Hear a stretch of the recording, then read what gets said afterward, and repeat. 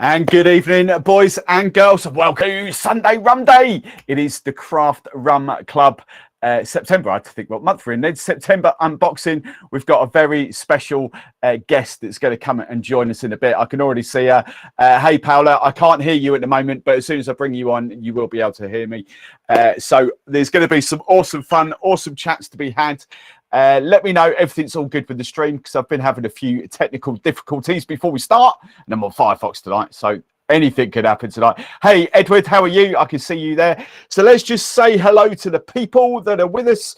Scott, Kevin, Jack Pimp, Bingo Ringo. When did we go live? Becky Doughty, and then we're coming on to here. So Pam, Wendy, Chris, Tom, Ross, Nick, still with his Lemsip, Neil, Karen, Claire, David, who else we've got? Andy B, thank you. So tonight, as I said, we are doing the Craft Rum Club September. We've got two very special guests and PowerPoint to you to come. But this is what happened this month. We have got, and I'm probably going to butcher it name, Paola's going to say it properly for us in a bit, but Dos Maderas, kind of a rum. Well, I'm not going to tell you too much about it. I'll let Paola and Edward do that for you tonight. But we've kind of, this is like a sherry cask finished rum, if you like. And that's gone out to both the Rum Club, or the rum subscribers, and the spiced rum subscribers. So you should all have a bottle of this, plus my lot as well. My membership community, if they haven't had it already, have got a little sample of this to play along with as well. So there should be lots and lots of fun there. So what came in the box this month? Well, obviously we could get rid of that now. You don't need to see that. We've got the magazine. We've got some broccoli crisps, which I'll get out in a minute. I forgot to get my mixes. We've got two mixes as well. The soda water and Franklin's and Sons plum and cherry. So that came in. Broccoli crisps, a couple of syrups, another lemon to add to my collection. I've got plenty down there, and obviously one bottle of that, but I've already got some, so I'm going to do that. So that's what's coming here. There's loads of information in the magazine this month. If you've got any questions, we'll probably do questions at the end, boys and girls, if we get any. If there's something urgent that comes up during that, then they can all see the questions in the chat there. But we'll kind of let them, because it's kind of Paola's on a bit of a time limit tonight, so we'll get her on very quickly. But just to kind of take you through what's in here this month, we've got lots of information there. That's who's coming up in a second. We've got lots of information about 5+5 and the whole brand, and cocktails. We're going to be making some of those a bit later as well. What else have we got here? Never thought about the Hurricane for 5+5. That's one of my favourite cocktails, so we're going to be doing that a bit later. Well, so the Jungle Bird, riff on the Jungle Bird as well. Love it. Never thought about doing those with 5+5. Quarter deck. What else? Got some Navy grog in there. There's loads and loads of Jamaican rum punch, all that. So that is that's what's in there. I know most of you got this, so we'll kind of see that. These guys are speaking in Spanish there, and I can't understand a word of that, so that's going to be fun. Right, so I think I won't keep them hanging too long. I will bring them on. I will do. Oh, Paola's just gone. We can't. Paola cannot hear anything. Right, okay. Right, Paola's just disappeared, so I'll leave that for a second. What else? Let's just catch up with it. I'll tell you what I'll do. I'll wait for it to come back on, and then I'll bring her on screen. Let's just crack these crisps. Right, what do these taste like? Loving the sticky arrow. Yeah, I've got them ready for a few cocktails there. Oh, these are quite tasty. They got like oh, I like them. They're broccoli crisps. That's what they are. Broccoli crisps. They've got like a little sweet tang. Scott, you gotta be. I know, Scott, you're here. You gotta be loving these. That's really awesome. I like them. Kind of got like a Thai sweet chili vibe. Edward, I can hear you. Well, I can sort of see you on the phone in there.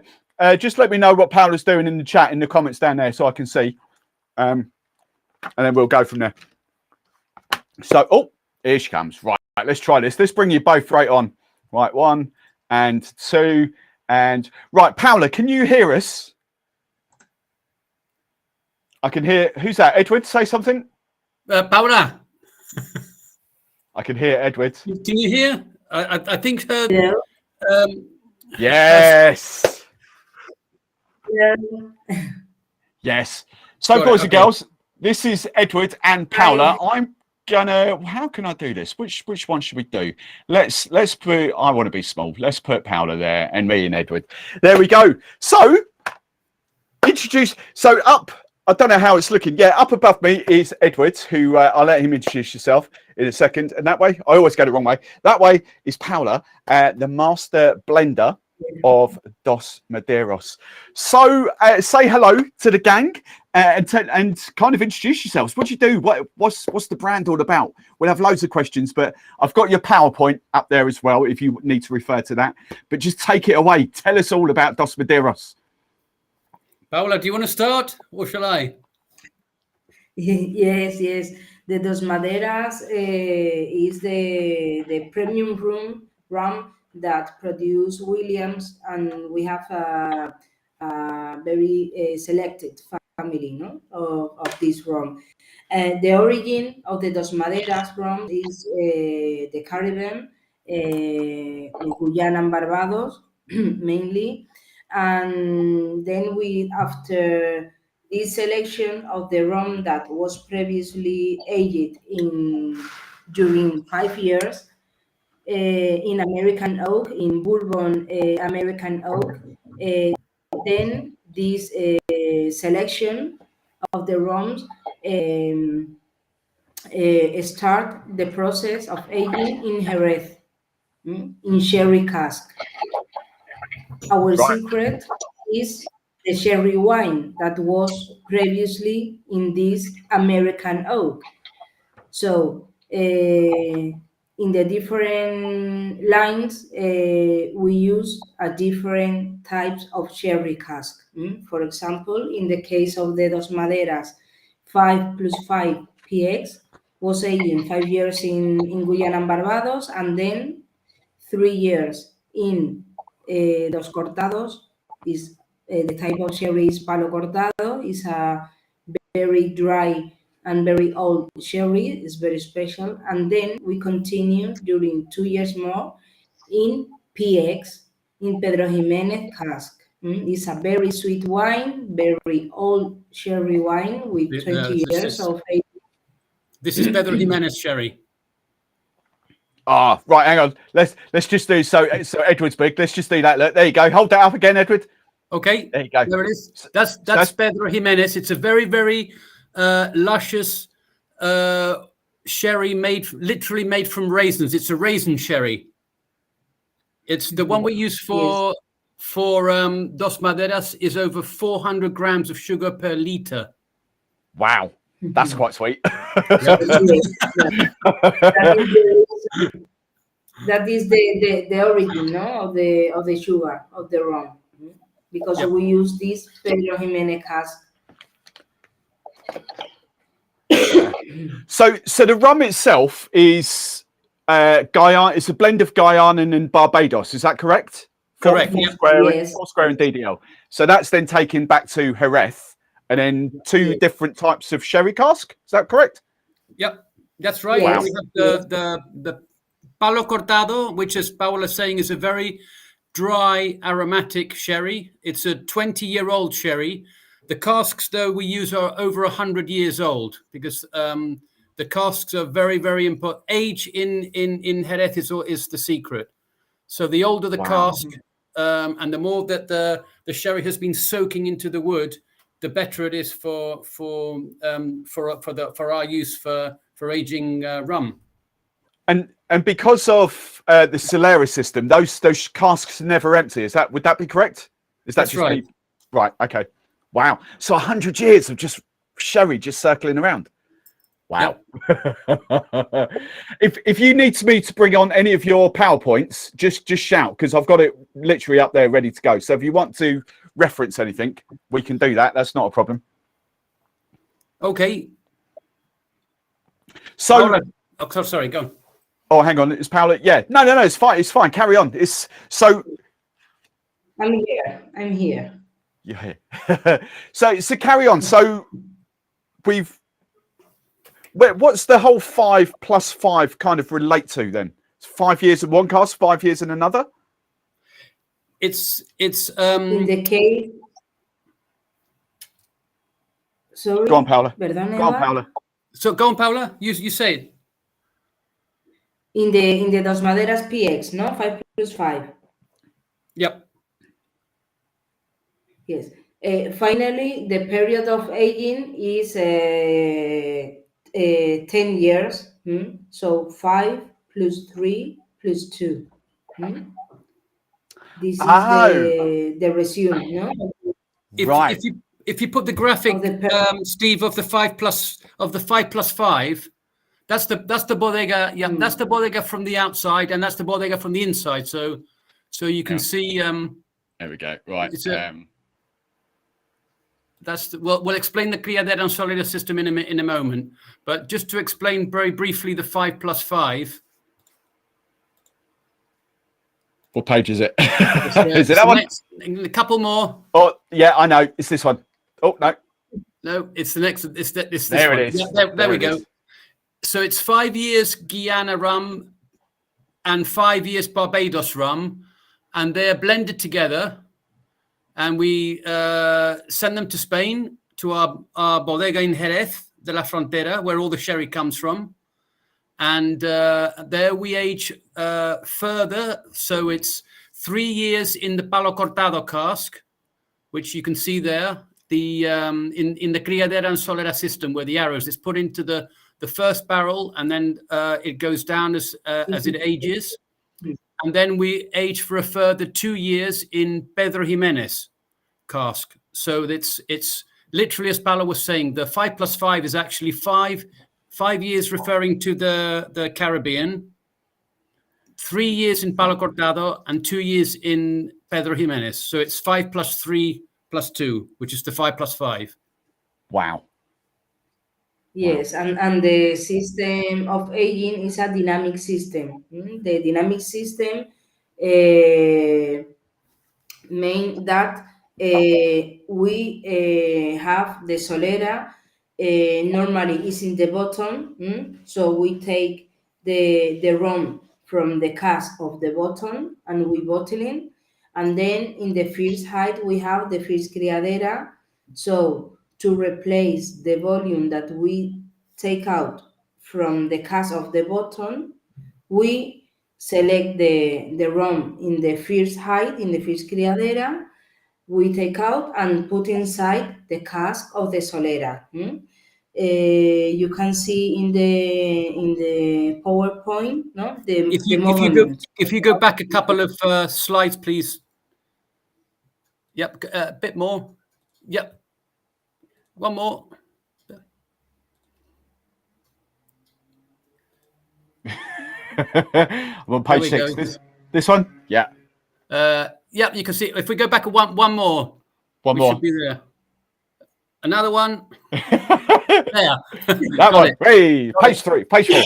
What Paolo's saying, if you can, the Solera in Spanish, Solera means the floor, as in the ground. So it's the ground level casks are the ones that we extract for bottling. So when we get an order and we don't have any stock, we always keep our stocks in the cask. So when we get an order from our importers, that order is the rum for that order is still in the cask when they pass the order. Wow. So on the bottom row, Steve, you can see the bottom row, we extract an equal amount from each cask for bottling. Then we go to the first criadera, which is the row of casks above the ones that are on the ground level. That we call the first criadera. Criadera in Spanish means nursery school, because the rum or the sherry or the brandy is learning as it goes down to the Solera casks. That's how it works. That's what's called the Criadera and Solera system. This is the real Criadera and Solera system. So can the rum actually vary in taste? Oh yes, of course. So that's so Paola would kind of blend from different casks to get that. Well yes. What happens is What happens is that Paola Paola's team, they take an equal amount of rum from the ground level casks, from the Solera casks, that goes into a blending tank, and all the casks, all the liquid is blended. That's why it's consistent year after year. Yes, And then homogeneous, no? And to respect the character. yep. And then on the first criadera, which is the row above the ground level casks, what we do is we use that rum to fill in the row of Solera casks, and it's a continuous line. And then what we have filled in from the first cask, we get from the third row up, and then from the third row up that we've used, we get it from the fourth row up. So it's always coming down. If you see the slide of the criadera and Solera, you'll see the arrows coming down, because that's literally what happens. We take the wine. The first action is to take the wine from the Solera casks for bottling. They're blended in an underground blending tank, and then pumped directly to our bottling plant, filtered, prepared, and bottled. And then we take from the first row of casks above the Solera casks, we fill in, and it's like a chain reaction. We fill in, and we top up, obviously, the top cask with fresh blend of rum from the Caribbean. So this could be a really stupid question. I'm really, really sorry. But say you got very busy and you got a big order. Yep. Surely the length of time the rum is going to sit in those barrels can vary quite a lot, can't they? Or is that me? It could be, Steve. It depends how business is going. But with 5+5, it's a rum that's continuously being purchased. So we have huge. I mean, what you see here is the tiny Criadera Solera. This one is actually, I believe it's probably for Luxus, which is a very small Criadera Solera. The ones, if you go down the pages, you'll see we have rows and rows and rows of see, stop here. These ones on the left hand side is sherry, but as you go further down right to the end, we have rows and rows and rows of Dos Maderas. So the age is all the same wrong. And if you know, we use the same computer systems that we use for our brandy and sherry. So what we're putting in the cask, we know what we put in the cask and the age and everything. So you know exactly what is going through, and you get the average ages as you go down the cask. And as long as you don't take out the whole thing, which we never do, you know the average ages. The average age is always maintained. A very important thing, a very important point, because we every year we analyze the structure that we have in our winery, because if we have a very big increase of sales, we need to be prepared. So we always we every year study the volume that we need to support the sales. So 1 or 2 years before of big grown, for example, in the rum, we need to have in the winery the rum aging. If not, we can support this big increase it of sales. If we don't have this study of the sales, the previous. No, go on, Edward. Go on. So you have to have a lot of backup. We're thinking 3 to 5 years ahead for sales, because you need the criaderas and soleras prepared. You can't switch on a tap and make a blend and out it comes. You have to be ready in advance for the future sales. So we have a lot of criaderas and solera backup to support that growth in sales. Right, that's just what I was going to ask. So just to give the guys some idea, and you don't have to know the exact number, but that bottom level of the casks, how many roughly would you have in the aging house there? Are we talking hundreds? Are we talking like how many roughly? Do you understand the question? Roughly. Yeah. No. How many roughly is? ¿Cuántos botas hay en las soleras de 5x5? I think we have around now 500. Wow. And those casks are 500-liter each, Steve. They're sherry casks. They're all sherry casks. So they're 500-liter casks. Yes, So with the Soleras and the Fish Criadera, I think we have around 500. wow. Casks. So your market, what's your biggest market? Does it go to the US? Is it Spain? Is it the UK? Yep. The sales, Steve, is I think the biggest market is probably USA and then the Czech Republic. And we sell big volumes also into Germany, France, Italy. We sell from Canada to Australia, where we're slowly building up. It's really sort of taking off now. So we're really happy with it. I was going to say, so when did Dos Maderas come about, the rum, like the 5+5 and the 5+3? Because to me, it's quite a new brand, but I'm assuming it's not.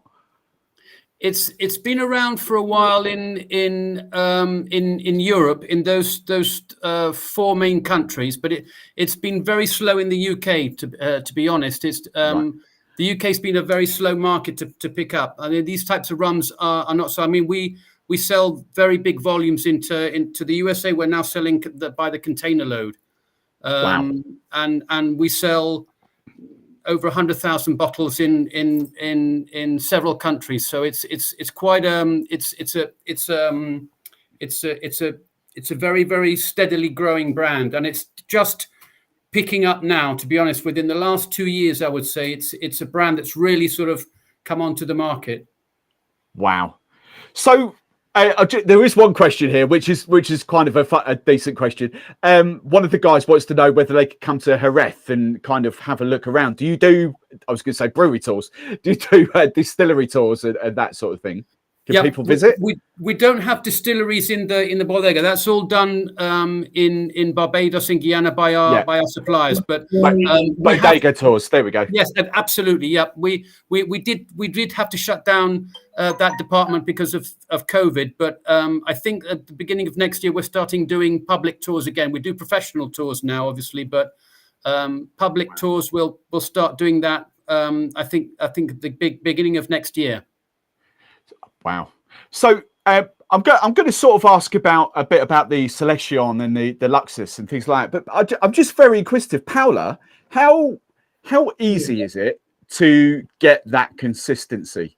Is it do each barrels vary a lot, or I mean, how difficult is your job? It's not easy, no. For example, in the case of the rum Luxus, because to find a rum with 10 years of aging in the Caribbean is not easy. No? So we work always with a supplier because the thing that we do is we know every year which volume we need, no, to guarantee the sales. It's a limit rum because we have only around 3,400 liters per year, more or less, in the case of the Luxus. So with this volume that we know, we select previously the rum in the Caribbean. And we need to taste and to select different samples that the supplier sent to Williams, and then we have an exhaustive control to analysis, not to analyze the samples, the batch during this process, and then during the reception, and so on. And it's very important to have an historical report of all the samples that we have, no, to guarantee the style of the rum. And it's the same for the Dos Maderas 5+5 PX, 5+3, the selection, and so on. So is the most beautiful, no, part of the work, no, to select the rum in the origin, and it's very very important to select, no, the different batch, because we always select the batch that we are going to buy. Why did you, I mean, there might not be an answer to this, but why did you select Barbados and Guyana? Is it, do you think they're the best to go with sherry, or? No, I think we have always to think, no, we have to think in the condition that we have in the winery, no, the type of oak, the temperature, the humidity, the typology of the wine, the sherry. So when we start to select the different options, no, the different style of rum that we have in that we had, no, in the past, at the end we need to have a rum with a structure. And Guyana was the because we work with 4 distilleries, no, and the selection of the rum of Guyana was very interesting because it has a structure, no, and in the aftertaste is very very long and it's full body, and the rum from Barbados was more delicate, and has more finest character. So at the end, the blend of the rum from Guyana and Barbados has a typology, a style that goes very, very well with the American oak that had the Dos Cortados. And then with this style of the rum from Guyana and Barbados, with our condition in the winery, the evolution of the rum after 3 years was incredible. When we start in the beginning of the 2000, we decide that this is the blend that we need, no, to have the character of the sherry in this rum, and respect also and find the character in the rum, no, so to find this balance, no, between the two styles, no, the Caribbean and in Jerez the sherry was the perfect combination. Yeah, wow. Can we I'm just, And also happened with the luxus. yeah. So do you want to talk about the next one up, this selection? Go on, say it properly. I'm sorry, I call it selection, but Yes, the selection. selección, Dos Right, Maderas okay. selección. Yes, it's a very special project because we select the rum from the 5+5 PX, Solera, and then we select a special blend with the rum that was aging 10 years in the Caribbean. So is the result of this of this blending.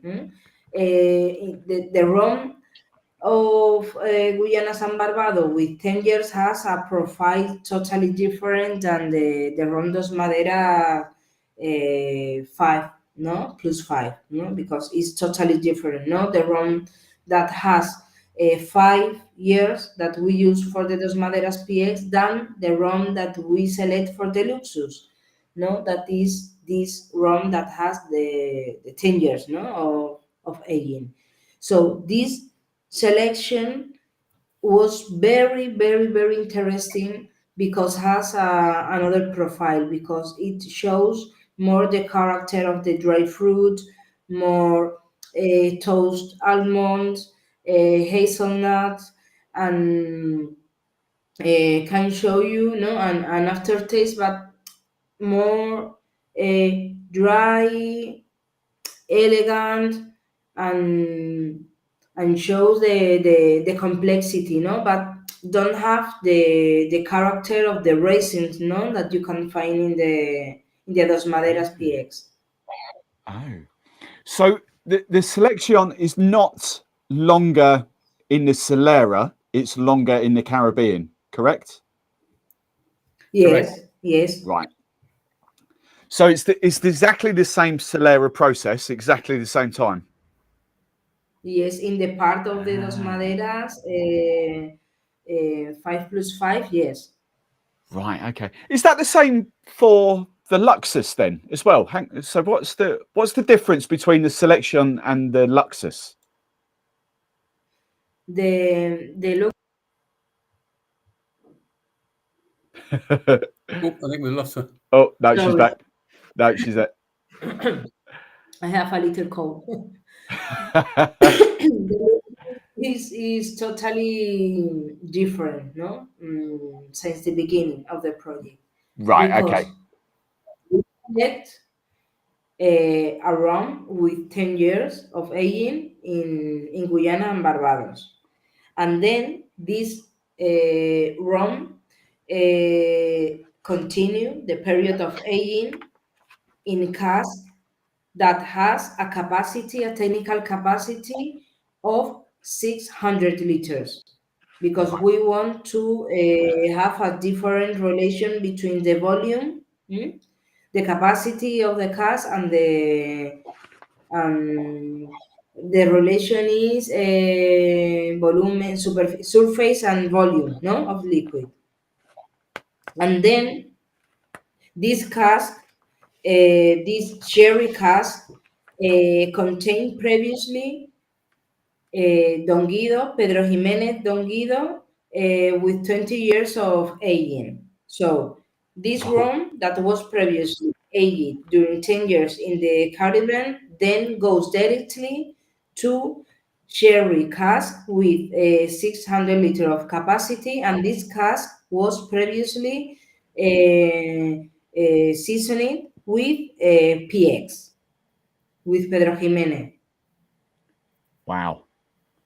That sounds amazing. I've never tried that. I have tried this selection, but I've never tried the Mm. Luxus. So that's which is And your then, so which there is which is another your part favorite that one? is very, Sorry. what is Which is your favorite one to drink? Just depend of the moment, but I love all the family.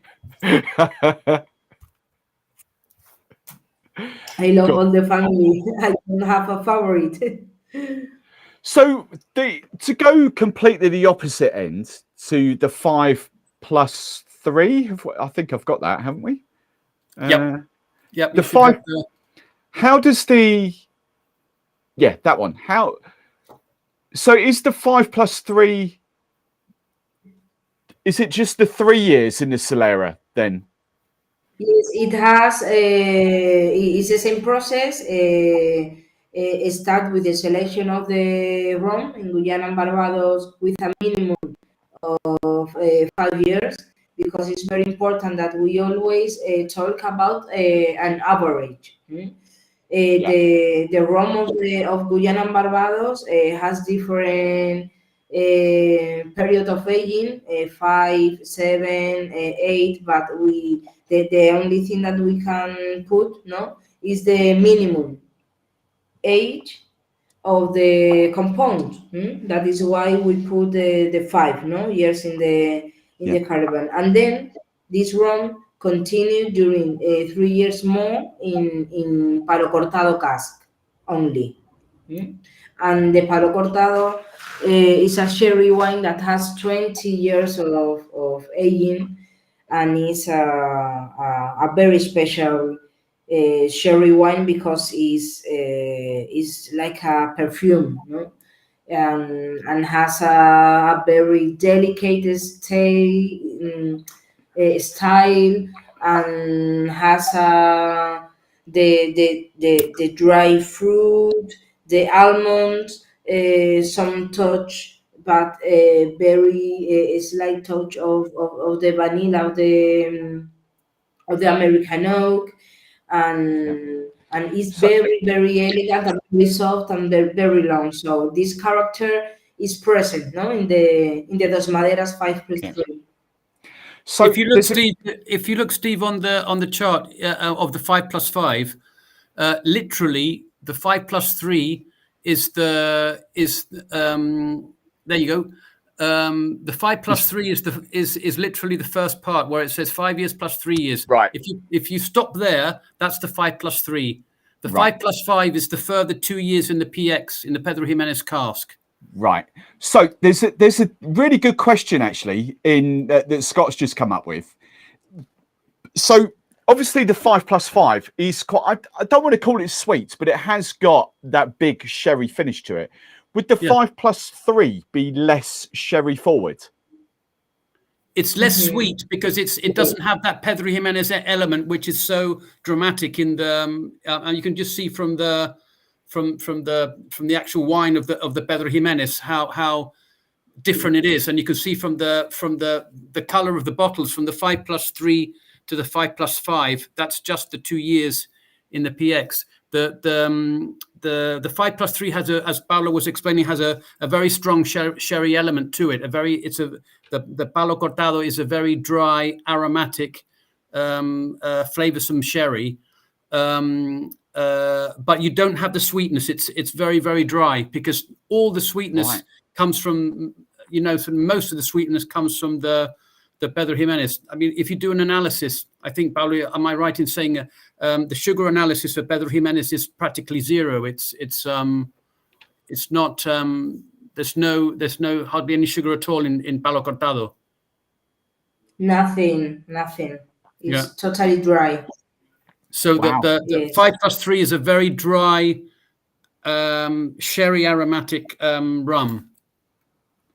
Oh, see, I know why they asked that question, because in a lot of our heads, the 5+3 would probably be, we would assume it would be sweeter than what the 5+5 is. Not at all. No, not at all. No. Most all of the sweetness on the 5+5 comes from those 2 years of aging in the Pedro Jimenez cask, Steve, because the Pedro Jimenez is so sweet. It's as I was saying before, 400 grams of sugar per liter. You can see it there. I really want to try that now, because I thought about going up the next level to the selection, but I really want to try the 5+3 now. I think that would be brilliant. Well, make sure you do. We'll get some to you. So can I? And this is again another really stupid question, because I know what the answer is going to be. There's absolutely no additives added to the 5+5. All that sweetness just comes from that PX, that Solera PX. Mm-hmm. Yes. Wow. Yes. Wow. It's a stunning rum. I love the rum. I've had 2 glasses already. Yep, and the as I said, because I've seen a couple of references to Santa Teresa, who do say Solera in the bottles, and other rums do. I'm not sure what type of Solera they're talking about, but it's not. I doubt it's the Criadera and Solera system which we use for sherry. because we're maybe we should have explained it at the beginning, Steve. But I was just going to, yeah, go on. So what's the different types? We're a sherry. We're a sherry body. Our main business is sherry and brandy, and Spanish brandy. And with sherries, you use the Criadera and Solera system. And the reason why we started rum was because we wanted to use our knowledge. Our company's over 200 years old, and we wanted to use our knowledge in Criadera and Solera Aging to use that in another product. And the best one was rum. And that's how that project came about. So we've been experimenting for many, many years. Paola and her team have been experimenting for many, many years, perfecting which blends to use. We were talking about why Guyana and why Barbados. So that's been a process that's been studied for a long time before we came up with the way we use it now. And our unique selling point is to use the Criadera and Solera system of sherry aging and brandy. I mean, if I give you an example for the UK, Steve, we do the sherry for Marks and Spencers. Right. Okay. And we do the sherry for we do the sherry a lot of the sherry for Sainsbury's. We do brandy for Tesco. We have our own brands sold all over the United Kingdom. So we know and all over the world. So we know Paola and her team know perfectly well Criadera and Solera Aging. So that's why we came into rum. I'm just going to put this on the screen, just so people. This is who these guys are. Bodegas, Williams and Humbert. By the way, people, in case you we're a company started in 1877 by Alexander Humbert and Alexander Williams and Arthur Humbert. We have a dry sack was probably our biggest sherry that's been sold all over the world, and was a very big brand in the UK in the 70s, 80s, and 90s.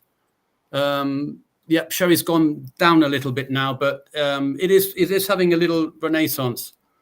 But our main business is sherry and brandy aging. Wow. Right. I'm just going to come back to something here, because I think a couple of people are getting the wrong end of the stick here. They're asking about sugar levels in the 5+5 and the 5+3. There's no sugar added, correct? Paola? Yes, no, there's no sugar. Can you hear us, Paola? Don't think she can hear. There's no sugar added. There's no added sugar into the blends. So that's what people are tasting. That sort of sweetness is purely from the PX barrel. All that sweetness is coming out from the PX barrel. That's all that is. And granted, it does taste sweet, but there's nothing added to it. Because we've heard a story. Sorry, Steve. Paola's just having problems with the audio. That's. Look, I know she's got to get home. Get home. I know she's home. If she wants to dip out, I know she's got the kids to look after. I know. Hang on, let me just see if we can get her back. She just can't hear. That's the problem. After that. She can see, but she can't hear. Okay. So yeah, you sort that out. I'll just do. So basically, boys and girls, what you're tasting is that sweetness just purely comes out from the PX barrels. Okay, it's there's nothing added. There's no sherry added to it or anything like that. All that sweetness that you're tasting is just purely from 100 years. I think, what was it? I think it was 100 years or 10 years. I've forgotten what it was now. But with PX sherry in those barrels. That's right. So we've got other. The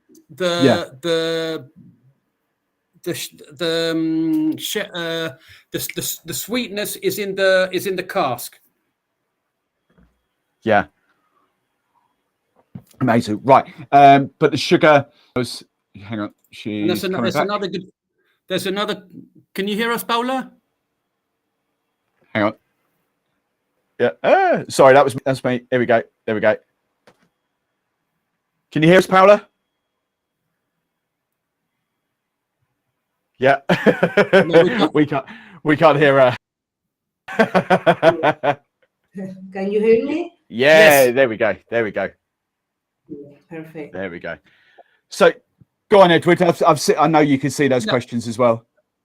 Paola, they're asking about the where do we add any sugar to the 5+5 or to the Luxus, or is it only coming from the PX? Is the residual sugar of the PX, and we always try to maintain this residual sugar in the cask to guarantee that the process is always the same. Yeah. So to the boy, because I know what they're going to compare it to. They're going to compare it to something like oh, I've got it off now. To Diplomatico, which Diplomatico do add sugar to. So it's a very different thing. Yes, you are going to get sugar on the hydrometer tests, but it's a very different. It's not additives. It's not that kind of sugar. In our case, is the residual sugar that we had in the cask. Yeah. Another good question here is the cask price was more or less yes. We do a lot of aging for the whiskey industry. For example, the Edrington Group, we do a lot of casks for them. But we don't the Pedro Jimenez and Palo Cortado casks are reserved for our Dos Maderas, because otherwise we wouldn't have a project. So there. Yeah. So for those guys, for Edrington is Beam. Well, what we kind of know is Beam Global, so Jim Beam. So I can't think of their Scotch whiskies off the top of my head, but massive. But what's their Scotch whiskies? I can't think. Yeah, it doesn't matter. It doesn't matter. But basically, we would know them as Beam in the old days. Jim Beam. The brand is Scotch. Which brand? No. You asked about which Scotch they do. It's okay. We're talking whiskey. We don't need to worry. Macallan. Macallan. Yeah, that's the one. There we go. Yeah, I had a brain freeze. Sorry. Yes, Macallan casks are our sherry casks. Wow. Wow. Yes. Claire's put. Macallan is with our cask. Yeah. Oh, I'm covering Paola there. Do you plan to do longer aged rum? Well, I think that's kind of what the Luxus is, isn't it? We're doing a lot of experimentation on longer aging and shorter aging and different blends from different countries at the moment. That's those are things that may come out in the future, but we're doing a lot of experimentation to see what to do next. But we can't really talk much about that. Are you guys at Rumfest? I have some problems with because the connection go up and down, and I have metallic sounds. So sorry, but we are working always. No, we have a lot of projects. So we always have things to do, and we always do things also. So Paola, do you have anything to do with the Paola, do you have anything to do with the sherry side of Bodegas? Yeah. Sorry. Let me answer for you, Paola. Paola's in charge of the whole bodega. So she's in charge of rum, sherry, brandy, the lot. Wow. Wow. I love God. What was the question? Sorry, if we have. If you're in charge of the sherries as well. You explained very well, Edward. I am the responsible. I am the technical director. So the sherries, the rum, the brandy, the gin, the crema de alba, Everything. The harvest, That's everything, why we're so lucky to have her at the moment, because she's got a lot of work at the moment. Wow. Should we let Paola go? Should we, Ed? If you want, yeah, we can let Paola. ¿Tú ya terminado? Si te quiere quedar o te quiere quedar o tiene que marcharte. Yo tendría que retirarme. Okay. Yeah, I have to leave you. Sorry. No, you're fine. Thank you very, very much for giving up your Sunday night. Thank you. Thank you very much to invite me. It was very, very well. The street. It's late there as well. 10 o'clock nearly. Yes, thank you very much. And sorry about my problems with the connection, because I didn't hear very, very well. You're fine. Thank you very much. Thank you, Paola. Thank you. We'll do that. Bye. Bye. Thank you, Paola. Gracias. Bye. Oh. We'll do that. You're welcome to stay if you want a bit. Ed, I know we can sort of interact. Guys, if you've got any questions now, feel free to whack them in the comments there, because I know Edward's kind of London-based, but also Jerez-based. Like, talk to people a little bit about what you do for William Humbert. Right, I'm one of the area managers in the international department. I look after a lot of countries in Europe, also Australia, Japan, some African countries, and including the UK and Ireland, Holland, all over France. So I'm quite a bit of quite a few countries to look after. Jet set lifestyle. It kind of is, but it's not the glamour. I tell you, it's not that glamorous. So this stuff is like, I'm getting, I think it's me getting connections issues now, but this, I don't know what I was going to say. This is a very kind of unusual rum, because it is that Caribbean rum, but it's also Spanish, very much Spanish influenced rum as well. That whole sherry kind of thing. It's it's a very different. That's what we mean by Dos Maderas.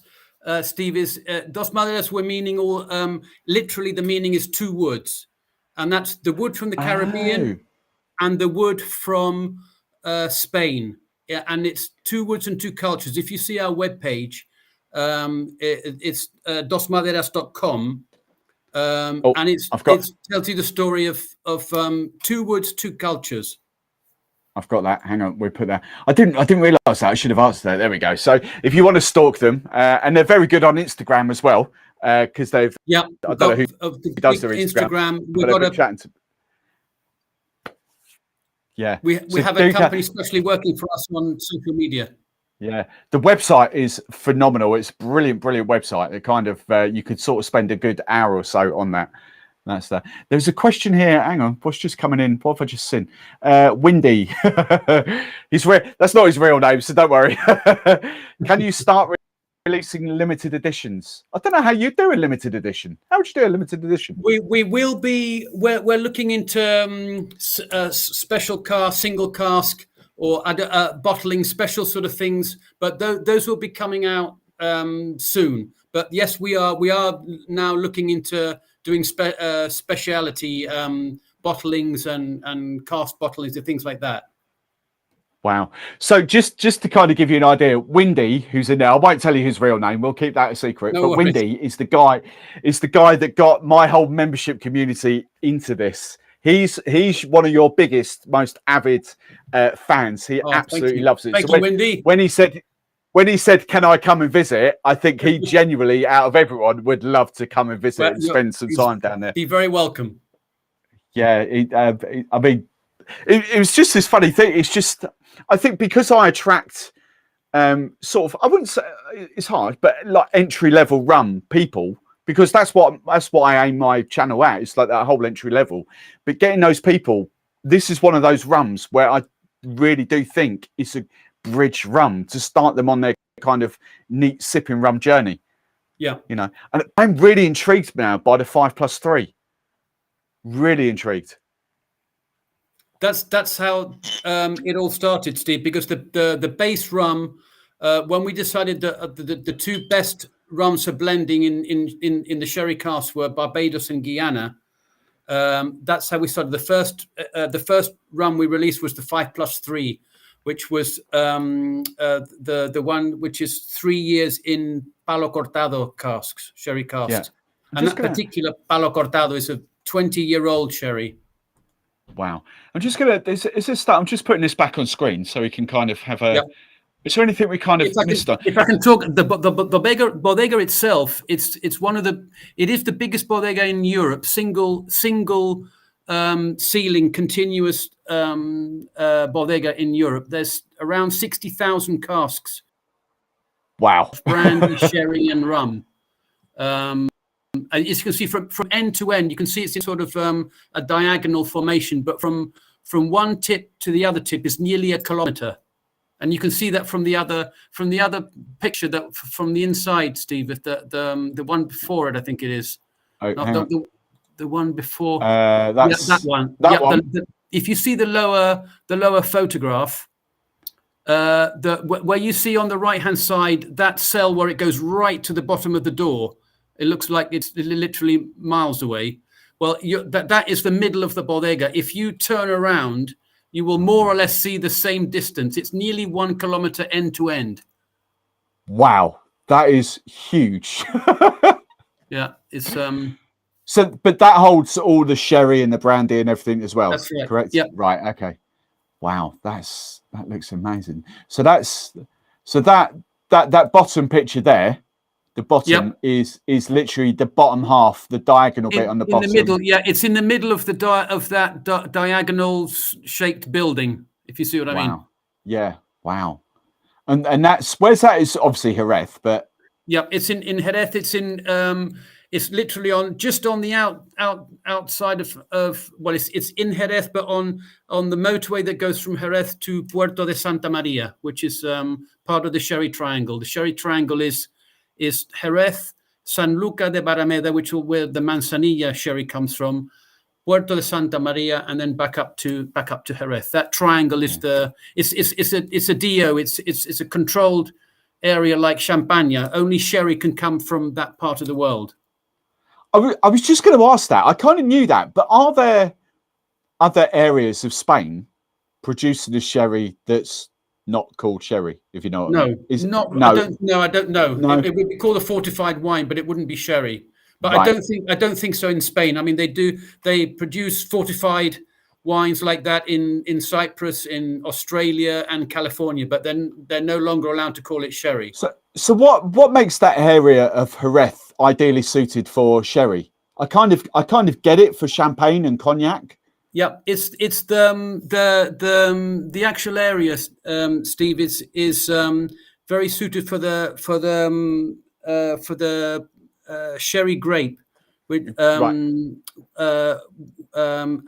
that grape is very well adapted to the very calcium soils. If you look up there at where the vines are, those soils are used to be under the sea, so they're very very rich in calcium. It's almost like a white chalk, chalky soil, and they're also very very well adapted to the strong sunshine and heat.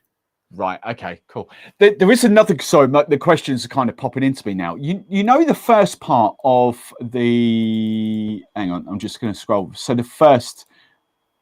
Sorry, I'm taking on loads of information at the moment. So this 3 year stage. I know this is the 5+3, but this that sherry. What's those sherry casks again? They're American oak sherry casks, Steve. They're 500 litre. But it's a dry sherry, is that correct? Yeah, and the sherry is it's a very very dry sherry. It continuously wins gold in the International Wine and Spirits competition in London. It's a 20-year-old sherry, which means that the minimum average age in the Solera casks are 20 years old, and that's certified by the Consejo Regulador. When we want to bottle that sherry, we can't just open the cask and bottle it. We have to ring the Consejo Regulador. They bring an inspector to the bodega. He physically looks at the sherry cask that we're extracting and takes measurements of the liquid we take out, because the sherry casks, those sherry casks as well for the Pedro Jimenez, are sealed. They are slightly open so that air can get inside, and air gets inside through the wood as well. But they're sealed with a lacquer seal because they're certified, they're age certified. So you cannot open it and put a liquid in. Yeah. We have to do that with the Consejo Regulador physically looking at us when we do a bottling of Pedro Jimenez, our VOS Pedro Jimenez, or our VOS Palo Cortado, or our VOS 30-year-old Amontillado, for example. They're actually physically sealed. So when we want to do a bottling, they have to come around and unseal the casks, and we do the extract. Wow. So these cards, sorry, I know I'm repeating stuff here, but please, I just want to kind of get it in my head. Ask all the questions. You're very welcome, and they're not stupid questions, by the way, either. They're very good questions. They're very important questions. So these sherry casks here that we're looking at now, they would have had, how long would have sherry have been in those before they get used for aging rum? Oh, these ones we take from the aging of from the soleras and criaderas of the Pedro Jimenez and of Palo Cortado. These sherry casks are over 100 years old. Right. Okay. The average age of all our sherry casks is over 60 years old. Of all that big bodega with 60,000 casks, the average age of the cask is over 60 years.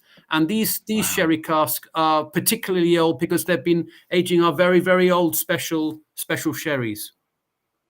Well, this is going to be a really stupid question, but because we often hear blenders talk about sort of aging warehouses for rum and that big sort of sugarcane smell, aroma that goes away. What's the aroma like in a sherry house? It must be big and fruity, surely. It is. It's an amazing aroma. I mean, if you could bottle that aroma, it's an aroma as well. In the olden days, when the sherry bodegas were in the middle of the town, in the town centre, that would be the smell of Jerez. I mean, since a child, I could close my eyes, and that is the smell of Jerez, the city of Jerez. Now it's not so much, because a lot of the sherry bodegas have either closed down or moved. Like us, we've moved out because it's just impossible to produce sherry. You know, literally in the olden days, we had one bodega and we had to pass the sherry from one to another, and you'd have to cross the road with the casks or cross the road with containers and things like that. Now we're in this very big modern. This bodega you see in the photographs was built in 1979. It's a very modern. It's a very, very modern bodega, and it's if you can see and if you see from the inside of it, we have the roof is literally like an underground umbrella. You can see there. We collect the rainwater because we have the same in Jerez. Oh. Yeah, in Jerez we have the same amount of rainfall as in London, except we get it in microbursts that last for about 20 minutes, but it's literally like having a shower. It really comes down strong. But we collect the rainwater there, and we use that to irrigate the gardens and irrigate inside the bodega to keep that soil is a special type of soil, and we keep that moist in the and damp in the summertime, so it evaporates and keeps the area cool. Wow. And what's Chris saying? Once barrels go into the rum solera, how long would they be used for? Before. That's a very good question. Yeah. That's something Paola could answer for you. But you're absolutely right that they do. After a while, the sweetness of Pedro Jimenez goes, because that, you know, from being used over and over again. Yeah. And I think they're taken out and regenerated. We put Pedro Jimenez inside and leave them for a while, and then they're brought back. Yeah. But I'm not sure about that. That's a technical question that Paola can answer. But I'm sure that sort of process goes in. I can find out, and I can let you know, Steve. I'll write you an email. Yeah, I'll put that in my membership, my Discord community. Yeah, because I would imagine that would take a little bit of advanced planning and skill anyway. Absolutely, to sort of leave one barrel empty. You know. Absolutely, yeah. Because if you use it over and over and over and over again, it's going to dilute. You know, the properties it gives to the rum will dilute over time. So it's so that's a good question. I'll get the answer for you. Yeah. So I'm just skipping through these. If we're just looking at these a bit. So these are 500-litre casks. Yep. I think, correct? 500-litre sherry cask. Yep. And we use American oak because American oak is the best wood. It's a porous wood. It does breathe, but it also has a very good lifespan as well. When we, Steve, another thing I can tell you, when we have our cellar masters go around every day checking casks. That's their job. That's what they do. When there's a cask that's slightly leaking or needs repair, that cask is taken out from where it is. So you can imagine if it's in the bottom row or the first row, it's quite a big job to remove all the casks around it. That cask is then taken aside to our cooperage. The liquid is taken out. The stave is repaired or replaced with a similar age stave from a similar cask, an old Oloroso cask or an Amontillado cask or a Palo Cortado cask. It's replaced, repaired, or replaced. Then the liquid is put back in the cask, and the cask is put back in exactly the same place where it came from, because each cask has its unique characteristics and unique flavor. And what averages it out is the criadera system as it goes through, because at the end, as I was saying, it's the same we do with the rum that's done with the brandy and with the sherry. A little bit of there's no stocks. When we do a bottling, we take a little bit of sherry or brandy or rum from each of the Solera casks, is put into an underground. You'll see in the bodega there are 8 underground blending tanks. The 25,000 liters each tank. They're blended and pumped directly into our filtration and bottling system. That's why we bought this bodega when it came up for sale, because it's sort of state of the art for sherry aging and bodega. It's just so convenient. Everything is underground pipe work, connects all the different parts of the bodegas to the chilling plant, to the filtering plant, and to the bottling plant. So it's very, very convenient, very easy. Someone said it earlier in the comments, and I think it's true. You know, in rum, Solera Aging has such a bad reputation for some unknown reason. I don't know why. I think it's more the age statements more than anything. But I don't think it's because it's regular. Because I think it's because you can say Solera. Who's going to go and check? If you see what I mean, or who's going to go and see what?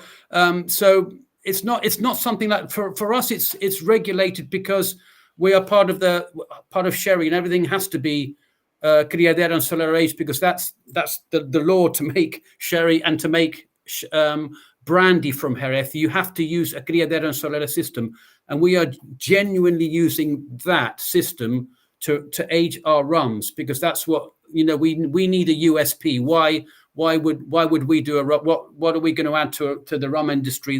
And our USP is by using our very special old cask and using the criadera and Solera system. It's very labor intensive. If you go back to the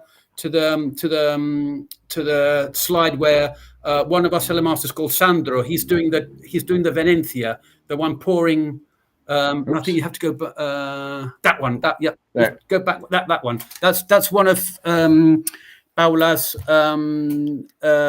cellar masters, and he checks casks all day. That's his job, and he's pouring there with the Venencia, which we use for sherry.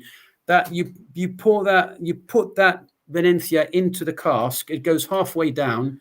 you lift up the rum, sherry, or brandy. You pour it to get the air. You pour it into the copita. And the copita, the sherry glass, is actually an instrument for testing sherry. That's how it came about. It's and what happens is that the flavors are concentrated on the end of the glass, so you can sniff. Yeah. And he can check every single cask, and by his knowledge and training, he knows if the cask, if the sherry in the cask, or the brandy or the rum has a good evolution. It's more delicate for the sherries because the sherries are much more delicate than a rum is. But by sniffing, he'll sniff and he'll know immediately if the sherry inside the cask has a good evolution or not, or if it has to be corrected, or if it has to be taken out. It's literally like that. He will. And they check. That's their job every day, just checking casks. Wow, that's insane, because I know how long it takes to sort of become a master blender. Yeah. So to get those skills is just it's unfortunately for sherry, it's not very well appreciated, because that part of the sherry production isn't really much talked about, but. We're going to talk about it a lot for rum. I can tell you, Steve, because that's our USP. Is will Rob and gang, or will you down at Rumfest this year in October? Sorry. In London, the London Fest. Unfortunately, we're not going this year. We're definitely going next year, but we won't be there next year. We're going to the BCB in Berlin. Right. Oh wow. Okay. Yeah, we're there with our own stand there, but. We won't be in. Unfortunately, we won't be in Rumfest this year. Boo! You need to make that happen next year. Yeah, the rum show was really good, though. The rum show was really good. I just didn't know whether any of this lot would get a chance to try it and stuff like that. Well, I'll do something in my membership community. I think we need a good try of the 5+3 and the selection. Definitely, I think we need to do something there with that. But that's I tell you what I'm going to do. I'm going to let you go, Edward, because I appreciate it. So I'm going to dive into some of the cocktails and the mixed drinks and all that sort of stuff in the magazines, because I kind of want to have a taste of that. But thank you so much for giving up your Sunday night, my friend. Great pleasure, Steve. And we'll talk. We'll be happy to join you again if you want to do something with the 5+3. And I think that would be a good follow-up one. Actually, happy to join you. That'd be brilliant. Yeah, brilliant. Thank you so much, my friend. Thank you. Thank you very much indeed, and thanks everyone for listening and asking really good questions, and we really appreciate your support. Thank you very much indeed. You take care of yourself. I mean, you're welcome to stay there, but I'm just going to do cocktails and stuff. So, alrighty, I've got an very early morning flight tomorrow, Steve. So I thought you said that. That's why I was kind of trying to get you off by 9. Anyway, thank you for joining us, Edward. Take care, everyone. Keep safe. Take care. Bye-bye. Thank you. Right. Let's get rid of that and let's do that. Right, boys and girls, I hope you enjoyed that. I'm going to take these off now. Oh, I can hear myself. Let me just give us 2 seconds for my ears to adjust. Right. Noise cancelling headphones. Sorry, it's like really, really loud in here now. So I'm going to do a couple of these highballs now, because I've not tried these. I forget who it was now. I think it might have been Scott that sort of said about the romantic nature of the whole Solera aging and stuff. It's kind of shone a new light on it for me, because you just kind of listen and to rum geeks and it all Solera aging this and Solera aging that, but when you actually listen to it of what goes on, I appreciate that when I get it. I appreciate some brands would say 30 years old or 25 years old, etc., etc. I get that side of Solera aging. I get the sort of, not the hate, but there's kind of distaste for it there. But when something's as open, as honest as that, I mean, it's so easy to drink. I've guzzled probably 3 of these. I don't know, I can't think. But I'll tell you what I'm going to do. I've got my mixes and all that here ready to go. They're sort of chilling down. I'm going to do this one. So we're going to do, what's this one? This is the cherry sherry lowball. I'm going to do that, and I think I kind of need a bigger glass of that. So we're going to do that. I don't need to shake this one. Shake all the ingredients. We'll shake. Do we need to shake? If you've got any questions, contrary to popular belief, don't chuck questions. So contrary to popular belief, they don't chuck sherry in their blend. No, apparently not. But yeah, I would be interested to do a hydrometer test in there. But we've got it from the horse's mouth that it is not. Yes, it will be sweet on a hydrometer, but it's not from additives.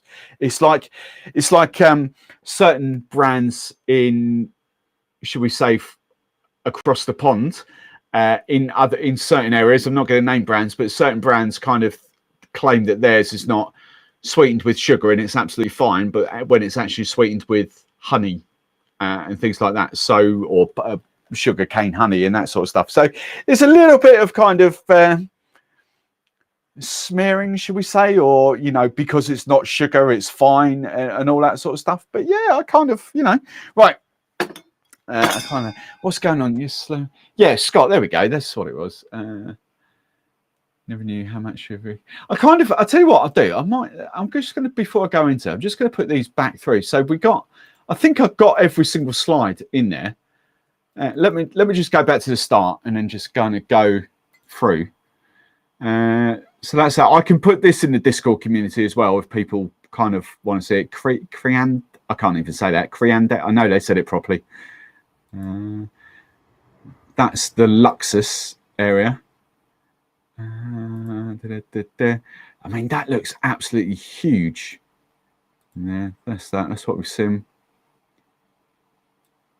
They look. I don't know. See, I don't know about the size of the fact, but they don't look like fine compared to that. The size of those barrels, those ones there don't look like 500 litres, but I'm guessing they must be. I don't know.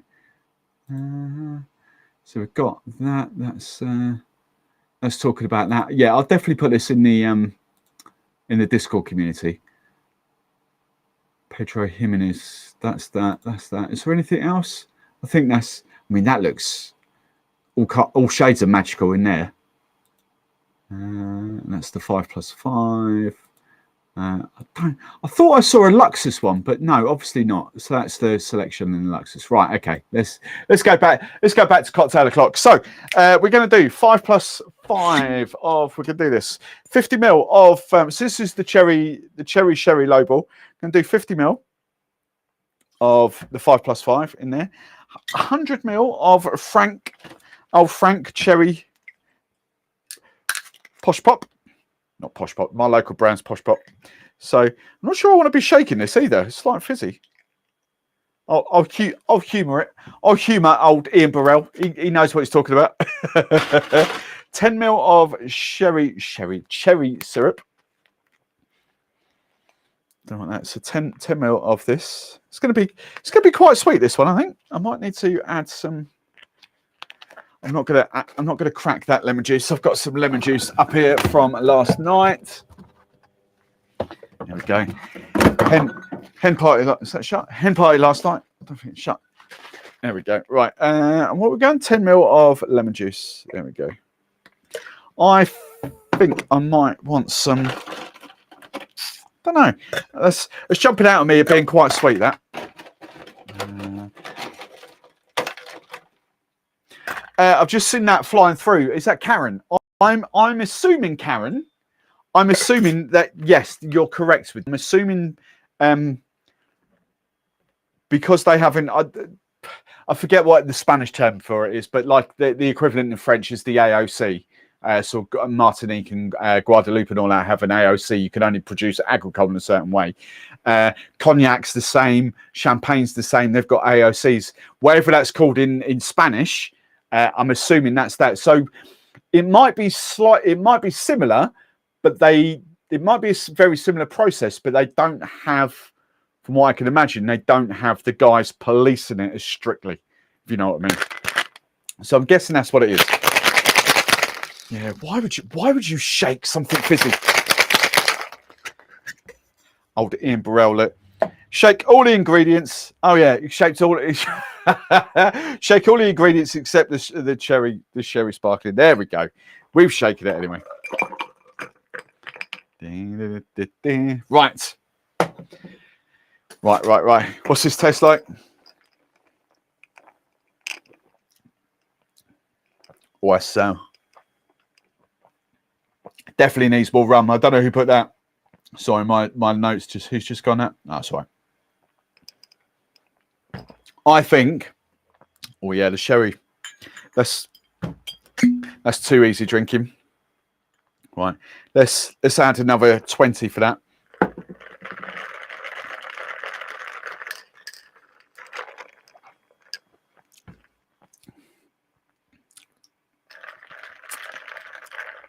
Yeah, it's lost that. I think the way to do that would have been to add less of that. I probably would have gone 50-50. In fact, I might go 50-50 now. And I'm not going to shake it. I'm just going to stir it. I reckon we can sort that out. Let's go 50-50. 50-50. 50. 50. 50-50, I reckon. That's kind of what we need for there. 50-50. 10 of that.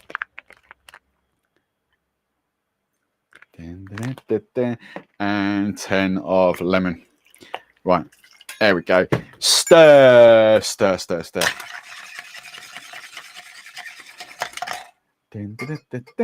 Right. So basically the sherry, I can't even say it. The cherry. I've done the same recipe. I've just taken the Franklin's and Sons down by 10 mil, by half. So we've gone. There we go. That'll do.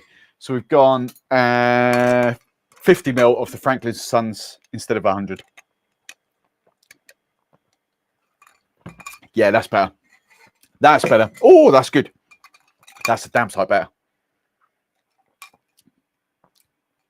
Yeah, that's where it's at. The sugar's perfect. The cherry sweetness is perfect for that. The 10 mil of lemon juice is perfect. You need to go equal measures. So, yeah, there's no point doing that because I've got extra sugar, so I have to up the sugar in now. Basically, 50 mil of the 5+5, 50 mil of the Franklin's and Sons, and then 10 and 10. That is banging. I like that. I like that a lot. Right, hang on. My comments are not scrolling. Right. Just bought a cocktail smoker. Any suggestions? Hello, Wild Child. How are you? Right. So that's the first one. We've adapted the cherry sherry. The 2 wood fizz. I'm quite intrigued by this one. I'm not normally. I like. Well, we'll do it. We'll do a Collins. We'll do a Collins the proper way. So. Collins. So the 2 wood fizz is essentially a rum Collins. That's exactly what that is. So we'll go for. There we go. 50 ml of the Dos Maderas. Right. Lemon juice, 25 ml. That's what I would do. Yeah, there we go. 25 ml of lemon juice. Perfect. 10 ml of sugar syrup. And then we will. Oh, come on. There we go. 10 ml of that. Actually, 15. There we go. So this is, you know, if you look at it, this is exactly what a rum Collins would be. Right. Paching.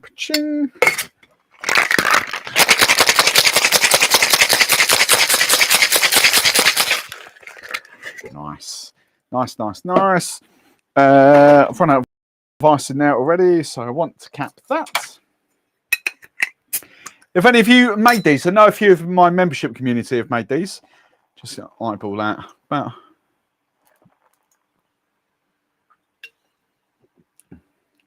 it's quite. I do quite like Franklin's Sons. It's quite a decent soda water. That. Not as. That's what I use on hen parties, and that's a little bit Tesco's. It's a little bit harsh. That's quite nice and light actually. Hasn't got that Alka-Seltzer vibe to it. Right. There we go. So this right here is the rum Collins, or what's it called? The 2 wood fizz. I get the name of the drink now, 2 wood. Who knew that Dos Maderas meant 2 wood? Oh, see, that is lovely, refreshing. Yeah, I kind of like that. I definitely, I've got my crushed ice ready. I'm definitely doing the. Oh, I haven't got the Campari here, have I? The Campari's that drink stuff. Oh, that's a poo. I'll have to do a riff on the Jungle Bird. I need to bring my Campari home from drink stuff. Right, and let's catch up with the chat. Let's catch up with the chat. What are we doing? Does Ian also say shake and dump? Yeah, Ian would do. Right, what did we get to on there? We're talking about snails. I don't know what we're doing. Snails and stuff like that. Right, snails. Right, I made a smaller glass and just tipped it small. Yeah, right. Scott Latricia, you're talking about paellas. Paellas. Windy, let's talk rum. You lot talking about paella. You crazy. Wasn't too keen on this one. Mine was diluted due to the shaker problems. Aperol, yeah, I've got Aperol here, Chris. I've also got Pampel, which I probably will. I've got Suze, actually. I might go for a riff with Suze. I need to bring my Campari. I can't believe my Campari's not here. Always forget. Oh, hang on. I've got Mondino. That's why my Campari's not here. I've got Mondino instead. So not quite as strong as Campari, but that's what I'm going to use. It's also Spanish. They have traditions to carry and drink stuff. Need to buy their own stock.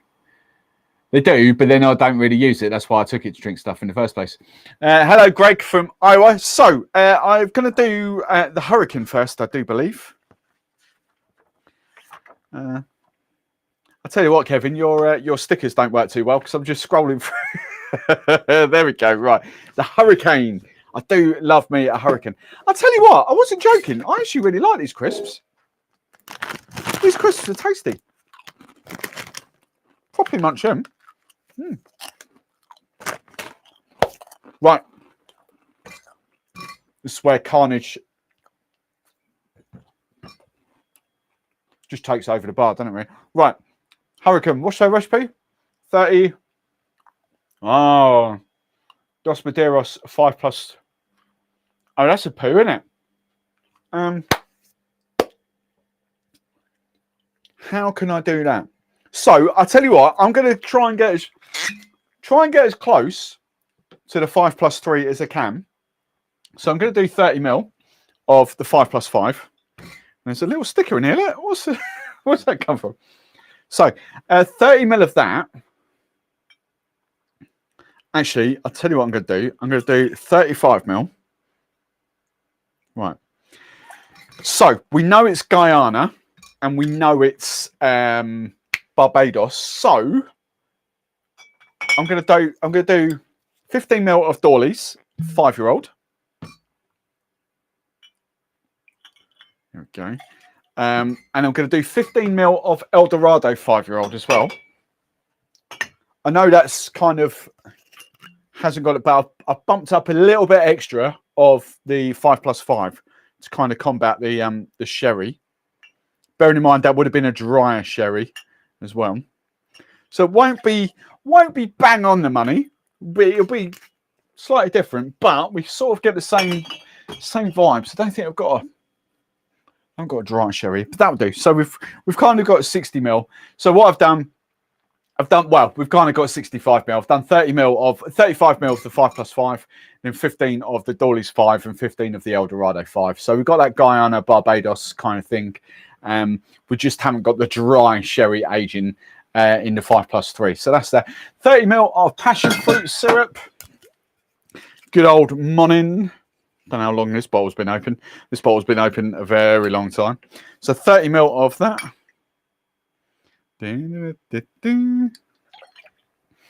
Still smells of passion fruit. Woohoo! And lemon juice has to be lemon juice. Yeah. 30 ml of lemon juice. Wrong jigger. That's the jigger. I might go for a touch of grenadine if I can see it. There it is. Actually, yeah, no, that'll do. I was gonna do hibiscus, but we'll go grenadine. We'll do 5. What they got? 15 ml. Oh, okay.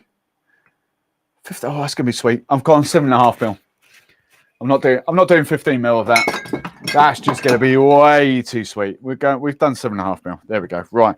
Need another bag of ice.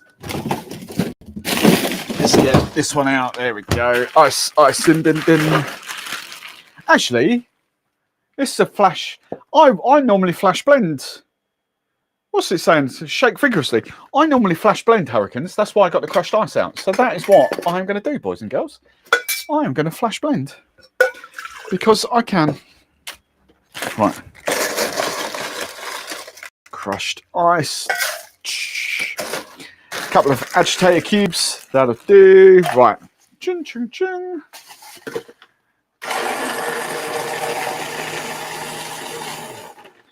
There we go. Smelling good. Now, just need to get another little shaker underneath that. There we go. Right, and glass for the old hurricane. I can't get my hurricane glasses. Oh, I can. Can we? No, they're dusty as anything. They need a wash before I use them. I'm gonna. Excuse me. I'm not using a hurricane glass. We'll use this. That needs a wash. Bit more ice cubes in there. That'll do. That'll do. We're close enough. We are close enough. Right. Another crisp.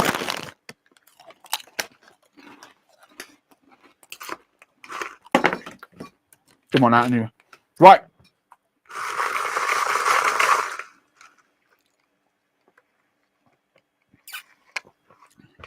Oh, that's quite nice, actually. Oh, that is quite nice. So I don't know who would have the ingredients to make a hurricane at home, actually. Okay, enough cocktails for me. Sorry, Big G. Leave the grenadine out. Do you have some Aperol? Yeah, we're going to do that. That's me. Cheers, Pam. Thanks for coming. You've already gone anyway, because I'm probably like 5 minutes behind on the old chat. Cherry, just made your version. Yeah, cherry. The cherry, why can't I say that? Cherry. The hurricane, because of that 30 ml of lemon juice, it has got a sweet side to it, but the 30 ml of lemon juice kind of cuts that back. I do like that a lot, actually. There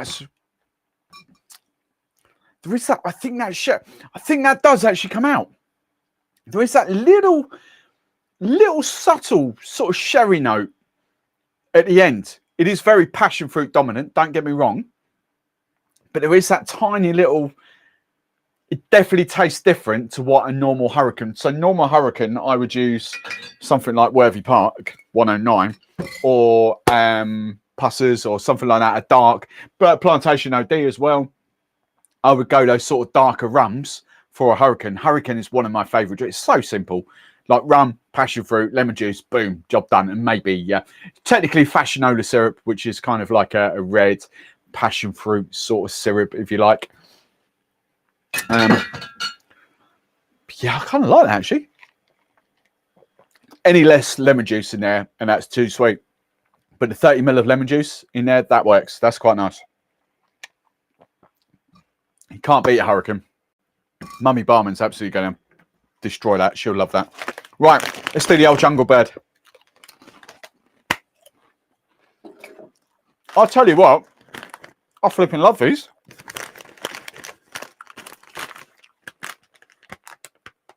Sour cream and chive. I wouldn't say it was that. I never would have got a sour cream and chive from them. I've got like not Thai sweet chili, but I've got some sort of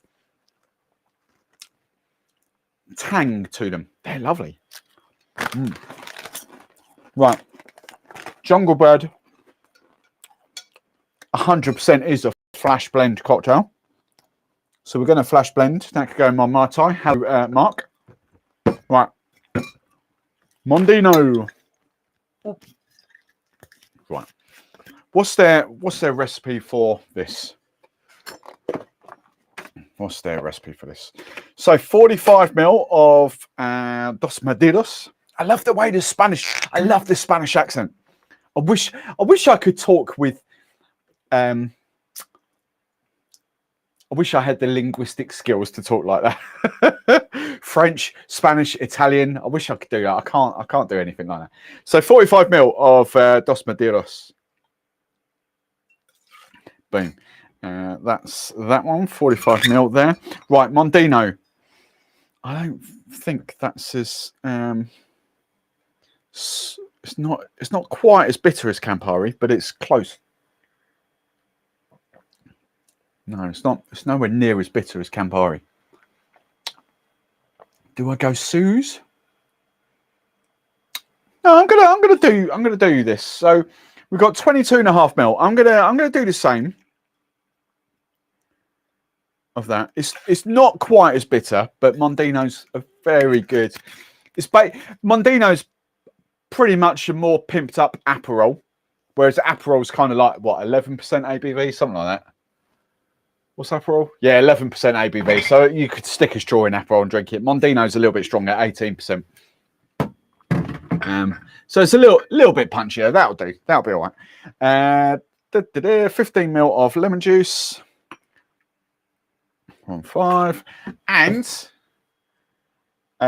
pineapple juice. Oops, 15 ml of sugar syrup. I don't think I need 15 ml of sugar syrup. I am going 15 ml of sugar syrup in this. I'm going to cut that back to 7.5 ml of sugar syrup. I'm pretty damn sure I don't need 15 ml because the Mondino is not as bitter. Right. And pineapple juice. Have I done the admin? Oh, I think I might have done. Is this all right?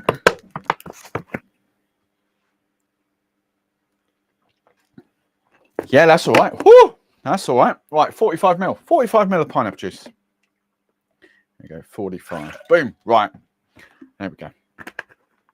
Lovely jubbly. Of course it's all right, look. It's October that goes out of date. Right, bit more crushed ice in there. Chung, chung, chung. Couple of agitator cubes. 3 for good luck. There we go. Right. Zzz.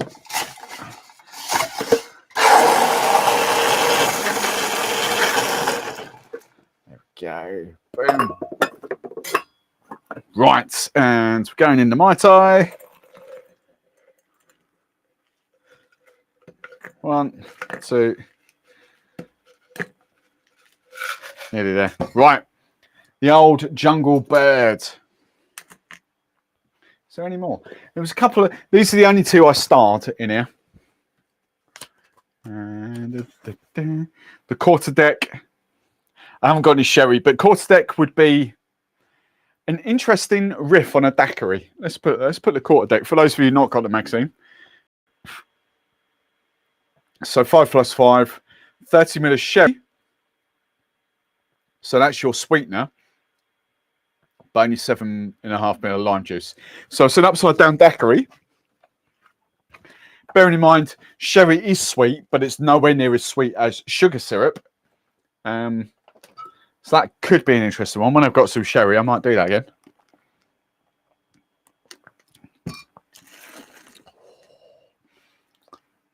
That's delicious. Oh, I like that. Oh, I like that. Big fan of that. It hasn't got the bitterness of the Campari, but I do like that a lot. So I did, for those of you that have got the magazine, I did 45 ml of Dos Maderas, 22.5 ml of Mondino, 15 ml of lime juice. I only did 7.5 ml of simple syrup or sugar syrup, and 45 ml of pineapple juice. So I kind of balanced out the bitterness of the lack of Campari with the Mondino there.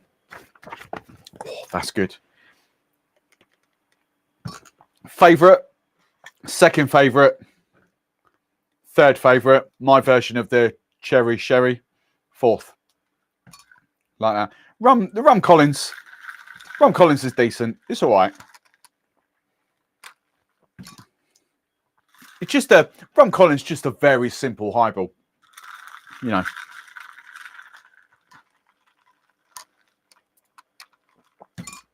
You definitely don't lose the rum at all. It is that sherry aged rum that comes through there. You don't get any extra sweetness because it's soda water and not lemonade or Sprite or anything like that. Do you know what? I've never really played with that Dos Maderas as a mixing rum before. I think that's a really good mixing rum. This is really nice. This is tasty. I really like that. But I like this Jungle Bird. This Jungle Bird's nice. Right. I think that's it of the drinks I was going to do. There was one more.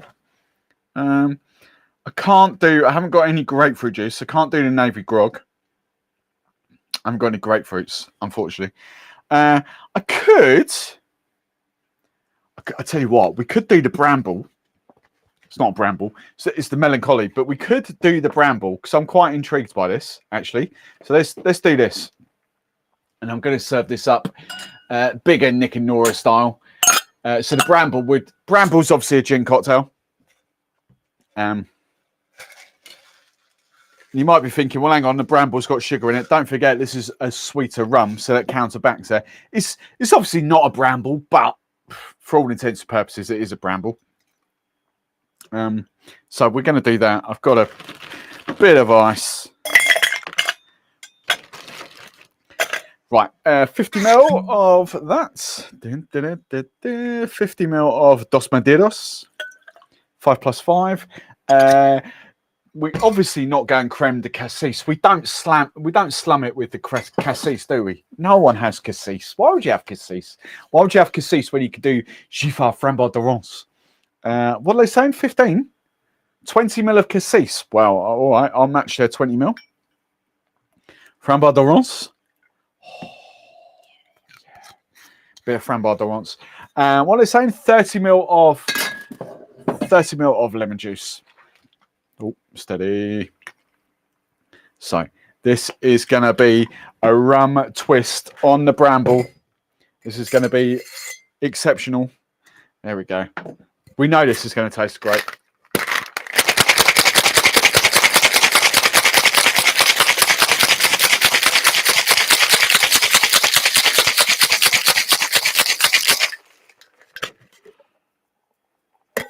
Nice.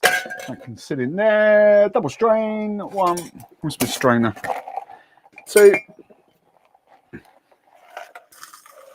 I love this fine strainer. This is like you'll see it on Wednesday. Morning video coming out on Wednesday. It's like an espresso filter thing. It's so fine. So fine. There we go. Right. Let's whack these over here. We're done with the cocktails for the night. They can sit there. So what's this called? Melancholy. Bramble.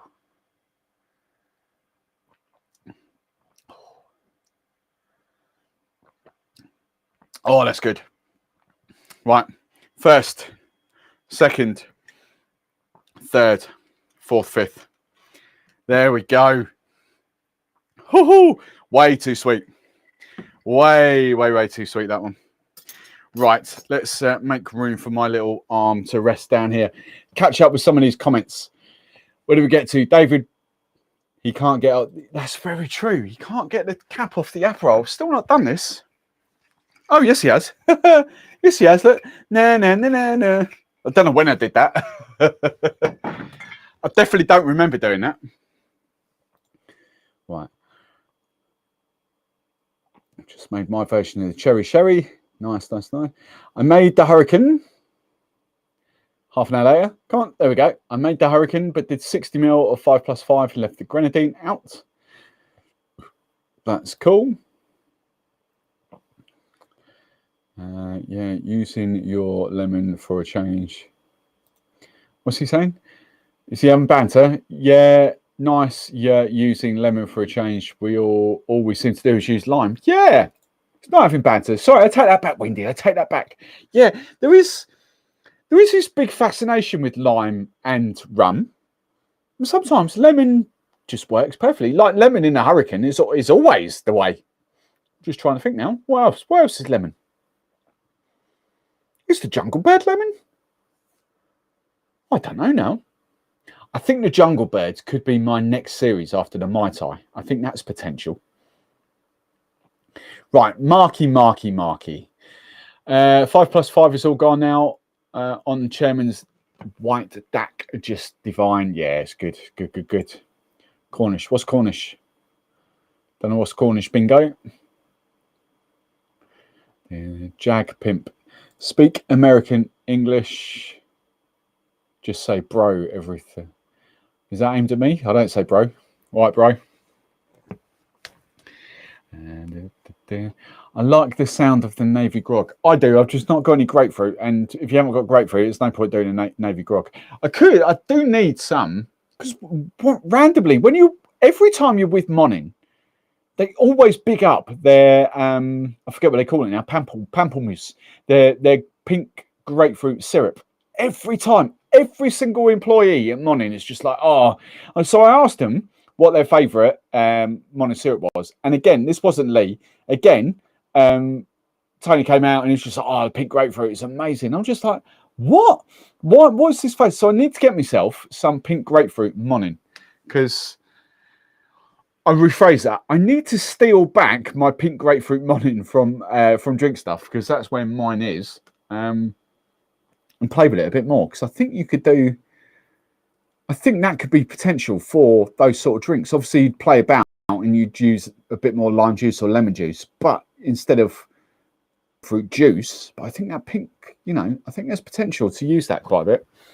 Is Mummy B going to pop in? Mummy B's probably passed out somewhere. She's been drinking all afternoon. You know what she's like, lady of leisure. So I don't know. I'm surprised she's not in here, if I'm honest, but I don't know.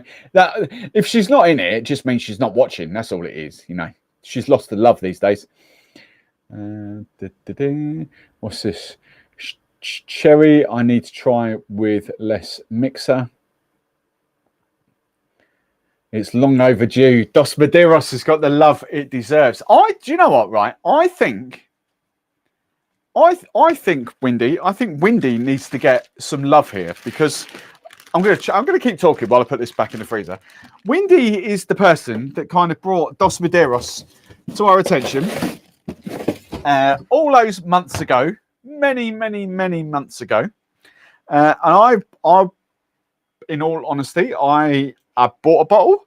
I listened to a rum geek who reliably informed me that they do add a whole bottle of Pedro Jimenez PX Sherry to the blend. And when sometimes when certain rum geeks talk, you kind of listen. You think, they're not going to lie, are they? It just goes to prove, never believe something until you hear it from the horse's mouth. Yes, look, we cannot deny this is very, very sweet. We had the chat in Discord before we came live on air. It's almost as sweet as Diplomat. Almost as sweet. But that's sugar. Allegedly, again, allegedly, Diplomatico have never come out and said, yeah, we had like 40 grams of sugar per litre. They've never come out and said it. Who knows? Who knows? If you'd have told me like a week ago that there was absolutely no sweetener added to Dos Maderas, I would have laughed at you. I generally would, because you still kind of have to believe that sweetness comes from somewhere. But if all that sweetness comes from that PX Sherry Cask for 2 years, here she comes. Here she comes. Oh, she's on a mission. Look, stomping through. Jesus. Right. You need to give, your hands there. That's where your hand is, right? She's chomping on the crisps now. Oh, I like these. Oh, I like these. Scott, you're on your own. You're good, aren't they? Mm. I'm not letting you try that one. Why? What's wrong with that? What's wrong with that? See, I told you you'd not been watching, have you? No. Right. Give him the raw hand. Oh. Hi, everyone. There we go. Right. Right. So, first up, least favourite. Is it? Yeah, you've got to try the rum first, haven't you? No, I don't like that. Don't like that, right? Oh, Kristen said, all right. Thank you. It's where we have our own little private chat. Oh, I like that. You like that? Yeah, I'll take that with me. Well, I'm not getting that back. Good job. I've got like another bottle here, isn't it? Right. So, yeah. So she doesn't like that. Okay. This is the my cherry sherry. tasty. That's tasty. Hang on. Let's just for the camera, let's compare it to Ian Burrell, Global Rum Ambassadors Sherry. Well, let's start with this then. So, sorry, Ian. Love you, Ian. Right, okay. That's just water. Yeah, nice. Yeah, okay. Are you still? Is that better than the last one? Yeah. So we always see she's agreeing with my order. Right, okay. Didn't mean to. Actually, she'll go different here. She'll go 100%. She'll go different. Yeah, like that. Yeah. Right. All right, steady. Gosh, she's getting old. She can't hold it now, is she? Shut up. It's her 80th this year, boys and girls. Do you want this tipping over you? Yeah, I like that. Oh, hang on. Which one's your favourite out of those two then? I like both. You like both? Yeah. Come on, you've got to rank them in order because I can't. I've done that. Oh, I can't Come on, help which that. one's better? They're not. They're both the same. They're different. Okay. But I like them both. All right, okay. But I love that one. But she's having that one. Okay, so she's taking the Hurricane and left the Jungle Bird. And the half a glass of neat rum she's taken away.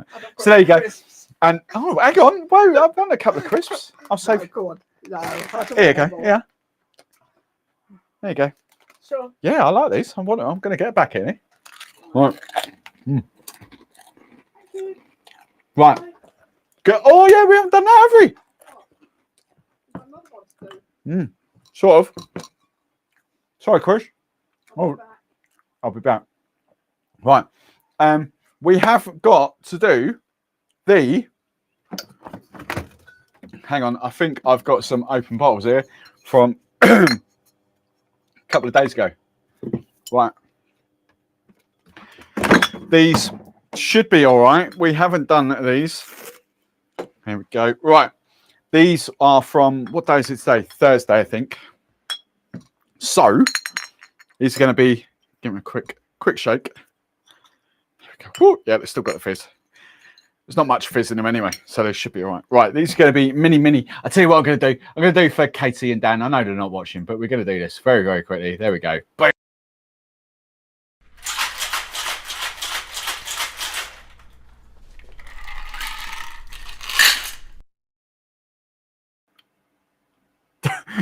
I was like, hang on a minute, that's like 20 seconds. What's going on? Right, so the Stratford soda mixer test. So these are little ones. I'm going citrus first. Probably about oh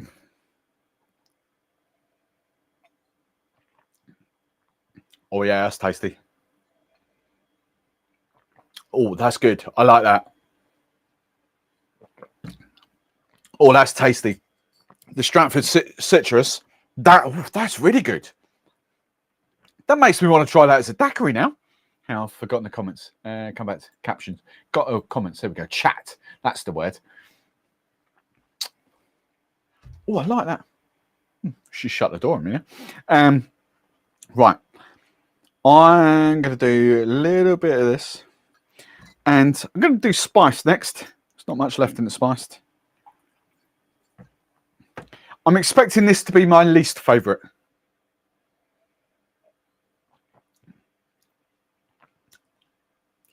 I take that back.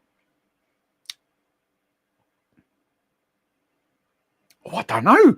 That's really good as well. I prefer the citrus.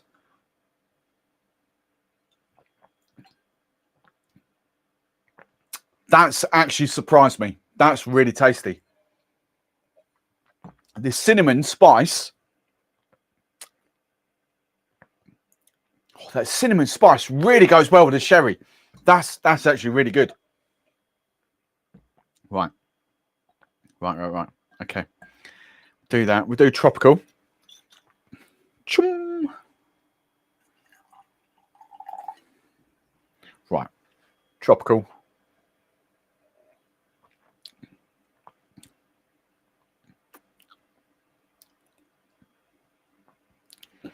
This is such a weird mixer, this tropical.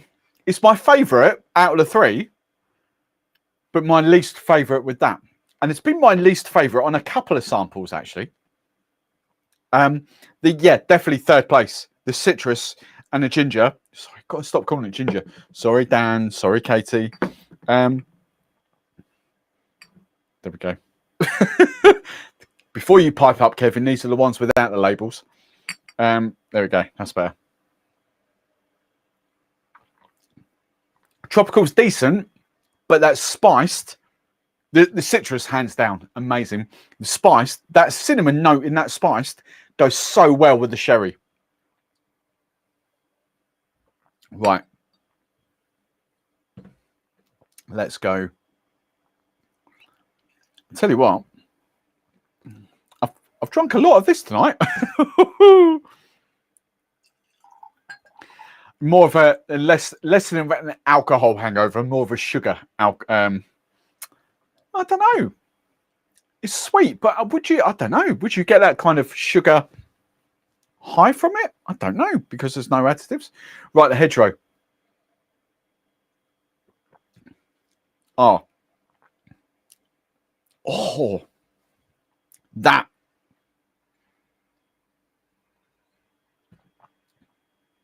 Oh, I don't know. I'm struggling with that. Right, bottom. Oh, all three of those. I think, right, so my favorite is the citrus. The citrus with that is lovely. But I don't think I can split those. They're very, very different. I think I would if you put a gun to my head and say you've got to pick one, I think I'm going spiced. I think the cinnamon note in that really, really goes well with the sherry finish. But that hedgerow is really good as well.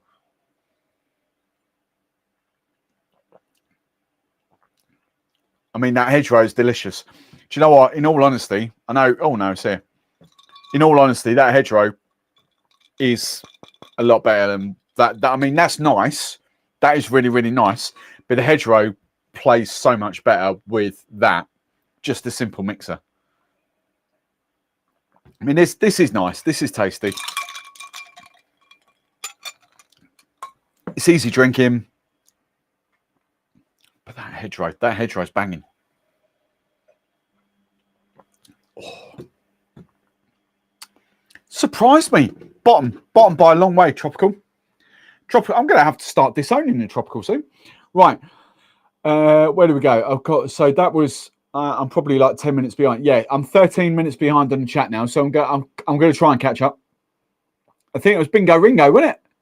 Highball. Yeah, highball with the, there we go. Highball with the hedgerow. So that's where we were. So thank you, Bingo Ringo. I forgot about that. Right. What we doing, Chris? So yes. So you all had it. It's also gin. Boom, boom, boom. That's all right. It's no one important. DMs are popping up. It was Charlotte. Who's Charlotte G? It was Charlotte G. She wanted cocktails, so jumped over to drink stuff. Okay. Don't know who Charlotte G is. Hello, Charlotte G. Wife not interested. Where's Tom? I'll put my fish in. Is Tom fishing? What's Tom fishing for? Someone joined the other day whose favourite cocktails was the bee's knees. That's lemon. There we go. Right. Are we still making cocktails? Oh, Big G. Big G. You never know. You might start believing the cask is all we need for spiced rum soon. I think that's aimed at me. 8th of December is Mummy B. Yeah, look at that. Look, 8th. Yeah, it's her 80th, Claire. It's not even close. Not even close. Right. 19. I want some of those crisps. Those crisps are tasty. Right, bought some. Least favourite can still be a winner. Damn it, beat me. Saw the labelled ones. Hedgerow. Hedgerow is the best with Dos Maderas. I tell you what, young Windy. I tell you what, I flipping love that spiced. That cinnamon, that little touch of cinnamon with that. In fact, I'm nearly talking myself into making that spice my favourite. But the citrus, I think, is my favourite.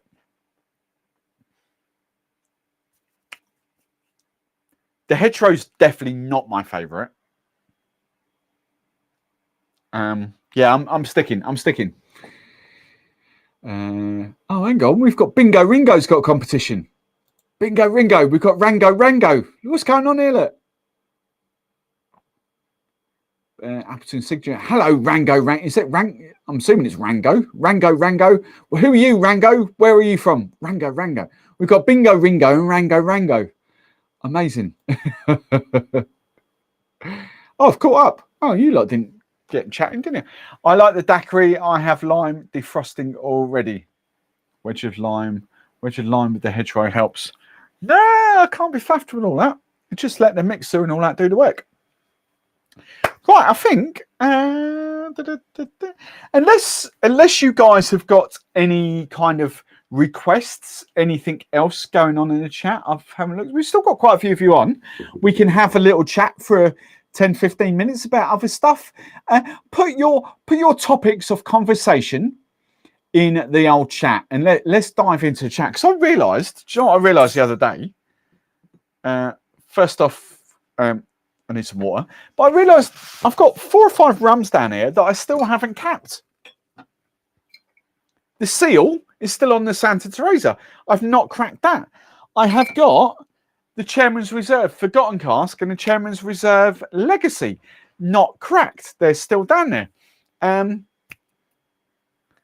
I've got your special samples, 1, 2, and 3, are bagged up and ready to be sent out in tomorrow's post.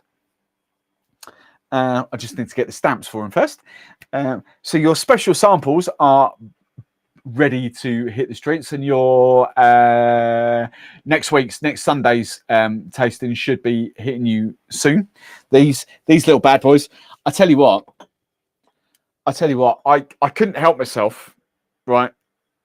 I haven't got much. You've lot of nearly cleaned me out. Look, we're kind of there.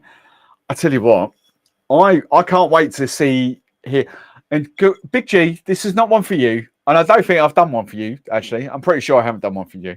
But I cannot wait to hear a lot of your opinions on this coconut. You won't see this. So this is what's coming up next week. Let me just hold this up. These are, Spirit Union, spiced and sea botanical rums. So these are not flavor compounds. These are infused and redistilled with flavors. You can see that there, I think. Cask aged Barbados rum infused with Madagascar vanilla, sweet spice, cacao, and sea salt finish, right? We have got the queen pineapple, in spice. Panamanian rumlet. So botanical rums, cinnamon and sweet spice. But I've resisted the urge. I have. But I cannot wait because that smells flipping delicious. Spirit Union Botanical Organic Coconut. Belize rum, toasted coconut, coconut water, vanilla, and cacao. So hang on, Panamanian. What's this one then? I didn't even notice this one. What's that one? Barbados rum. Oh, wow, I hadn't noticed that. So we've got Barbados rum, Panamanian rum, and Belize. I think as far as flavoured rum, and I know next week's a flavoured rum, so rum geeks don't hate, but there is a time and a place for flavoured rum, and I genuinely cannot wait because I think this has got the potential to dislodge Coca Canu and Aluna, and this smells, I haven't tasted, but this smells insane. Absolutely insane. I cannot wait to try it. As I say, you lot have virtually cleared it out. I've got like 2 or 3 shots in the bottom there. So I can't have a massive play. I've got enough to do a neat tasting, and I want to do a coconut daiquiri with that next week. But yeah, I cannot wait to see what that's like. Right, let's go back. That's giving you enough time. I'd like to hear about those chairmans at some point. I've got a video sort of planning a chairman's under £50 video kind of thing. Steve shuffling what? Steve is shuffling your back bar choice or necessity? I've got to do some. I keep looking at my back bar. I keep looking at this, right? And I've got probably where's my arm? There. So I've got like that much room that I can potentially. Well, that's kind of I don't know what to do. I keep looking and I'm thinking, right, how do I extend this? Dan and Katie want to come down and do some like live shows in here, and I physically haven't got the room for guests, and I've got more rum brands that want to come on and do stuff, and I'm like, oh my god, I'm at this point now over the next few months, I have got no idea what to do. So I've just got I've got 1, 2, 3, 4, 5, 6, 7, 8, 9, 10, 11, 12, 13, 14, 15, 16, 17, 18, 19, 20, 21. I've got 23 rums here without. Oh, hang on. Sorry. My 2 Cubes there and there. That my Coroni that you guys got me from Bristol there. And then these 5. So what did I say? 23, 24, 25, 26 plus the bounties that I haven't put up yet. The bounties will probably happen this week for you guys to get involved in. And then I've got the chairman's down there in front of the bar. How many rums have I got down there? 1, 2, 3. Oh, the odds and sods of the plantation. The only 2 I've rolled out there. There's the plantations, the chairman's. So I generally have no idea of what to do with this back bar now. And you can't even see that shelf up here. The spiced and flavoured rums might have to disappear off that shelf. It might have to be a rum shelf, but I don't want to, I don't want to get rid of. I don't want to lose that. The spiced fig and blackberry. And whoever asked about the spiced fig and blackberry in Hedgerow, yes, amazing, really good. Someone asked, I forgot who it was, but yeah, it's really tasty. Yeah. I've got it. Where are the other alcohols? Hang on a minute. I've got 1, 2, 3.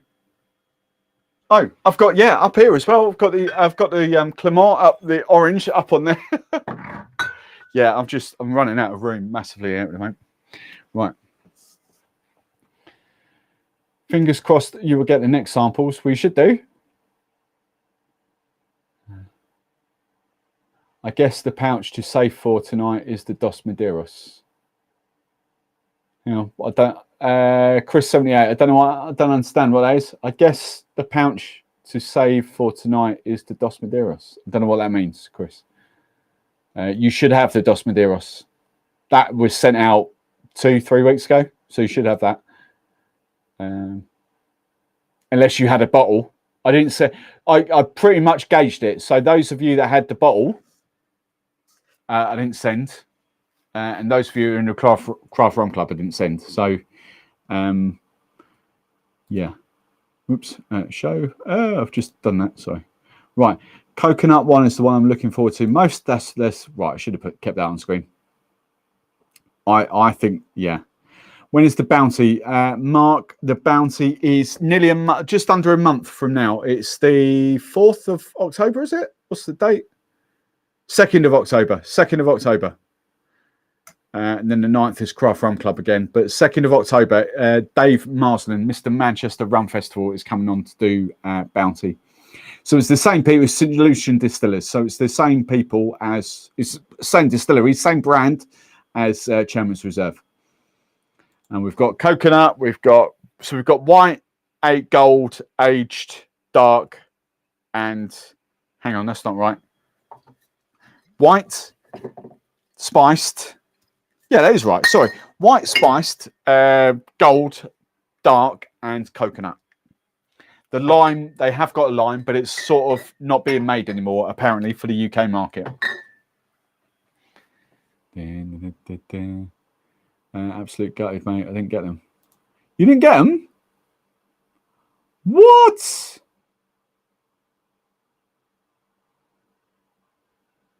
Hang on, I'll look into that. Slide into my DMs, Chris. afterwards. You should have been sent. You were, because you're. Hang on. I won't talk where you are. You're not Northern Ireland, are you? So you would have got sent in. I don't know. I'm getting confused now. Slide into my DMs. We'll chat. Try a daiquiri is splendid. I still think a glass is best with rum. No, not an issue again. Right. Casey. Oh, hello. Who's this? We like meeting new people. Casey. Silent C or Silent Z? I can't see that. It's too small. Karnopsky or Zarnopsky?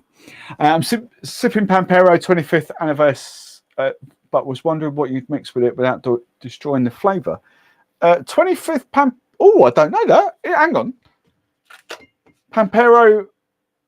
That's not Anniversario, is it? Pampero 25th anniversary. I don't know what that is. Anniversario was for their 60 years, I think. So I don't know what the 25th anniversary is. I don't know what that is, Casey. Absolutely no idea. But the Pampero Anniversario, I kind of use that as like a dark rum substitute. It's a little bit sweet, not kind of sweet as Diplomatico for me. Other people go the other way, but those kind of dark rum cocktails. So again, where's it gone? Oh, Mummy Barman's got it. The Hurricane, those sort of drinks, big fruit notes. These rums really do sort of play nice with tropical drinks. Those sort of fruity tropical drinks, or they do play well with ginger beer, that sort of stuff. They're bold rums, so they play well with bold flavors. It's the best way I can sort of describe it. But it's got to make a banging rum and coke as well. Pampero Anniversario is coke, pretty decent.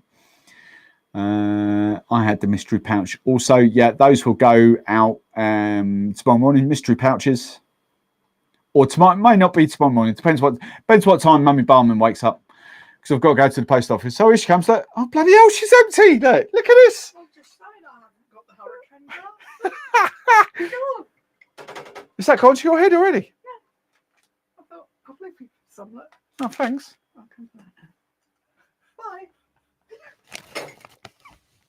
Smack. She's tipsy after one drink. I love that. Right.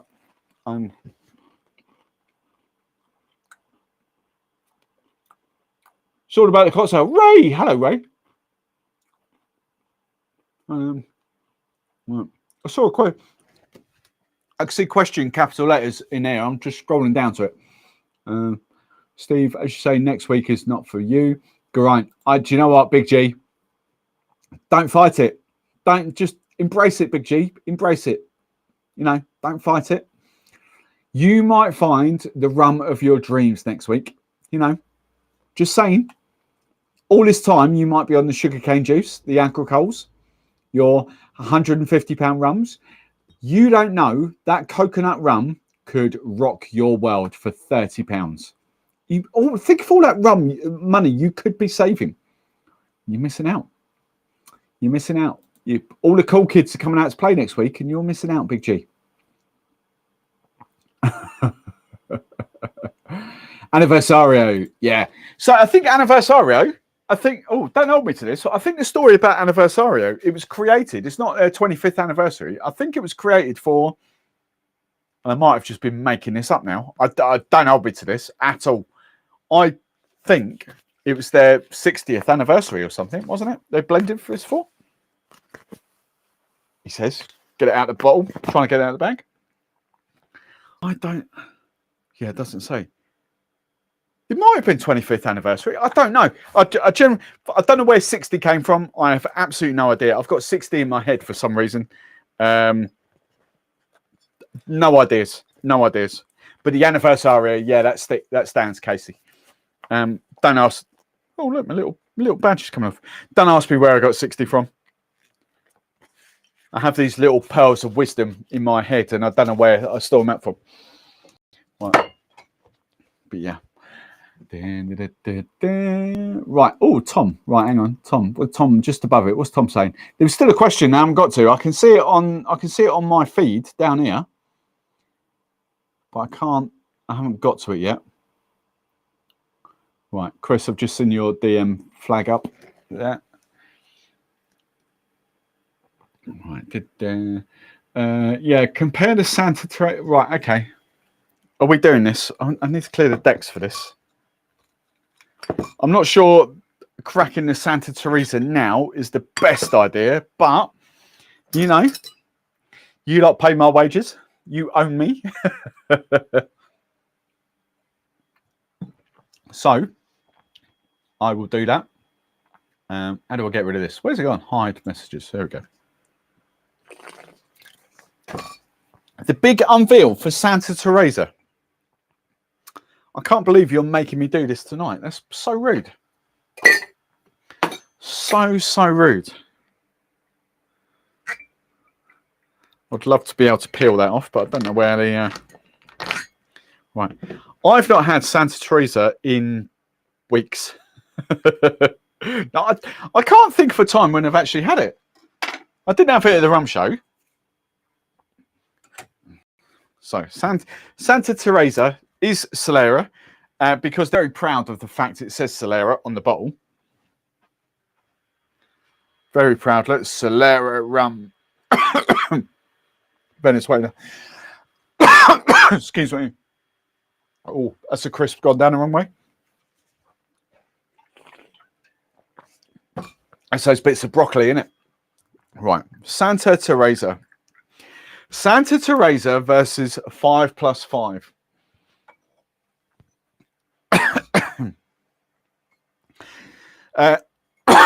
Excuse me.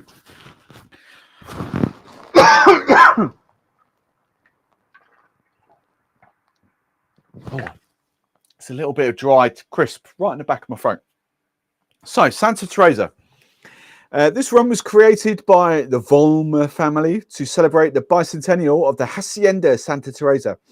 Over 200 years of history in Aragua. Sorry. I'm really good at reading until I get funny words like that. It's only 6 letters in it. So, over 200 years of history in Aragua have instilled character in our people and rum. This is an elegant single estate rum aged in the Solera system. Each sip rewards the senses with layers of experience. Long enduring flavours open as rum warms to your mouth. Unexpected dryness of nuts and long aging with dried fruits and vanilla, cinnamon and hints of black pepper. Venezuela DOC.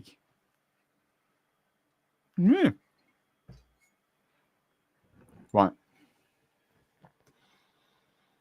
Whoa, chocolate. Chocolate. Lots of chocolate on there. Vanilla. I can't think the last time. I generally can't think the last time I had this. If I know I must have had it. But we're talking 5, 6, 7, 8 years at least. Right, chocolate, vanilla. I'm not actually getting too much more off for that, to be fair. Bit of dried fruit, actually. Dried fruit's there.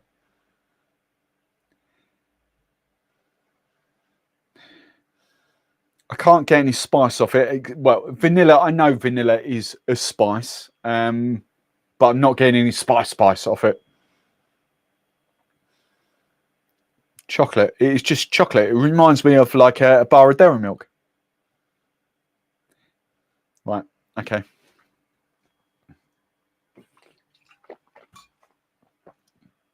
Okay, we are going in.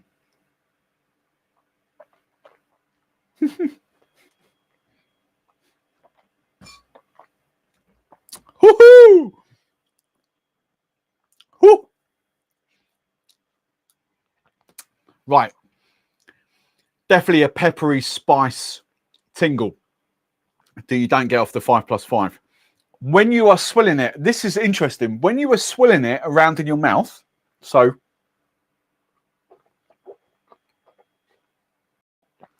very, very reminiscent of that. Very reminiscent. But seconds later, the peppery, spicy, tingle, cinnamon, dried spice just sort of starts exploding and is nothing like that. So 50 quid rum, 50, something like that, 51, 52. So I would use it on in my channel. It's not technically under 50 quid, but it's close to, you know. It's got plenty of character to it. It has got that lightness that I like from a Spanish sort of style rum.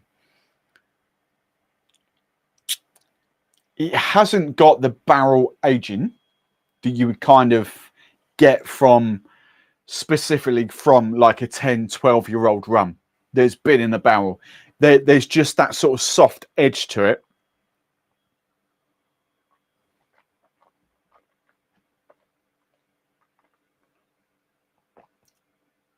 You get chocolate up front and dried fruit, but as soon as it hits the mid palate, that's when the spice, vanilla,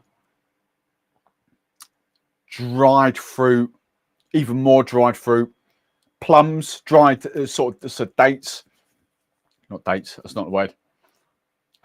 Prunes, 100% prunes. Sort of hit you, fading out to sort of chocolate. Let's go posh. Cacao is chocolate. No one uses chocolate in tasting notes, except for me. Cacao. I want to say a little hint of coffee on there as well.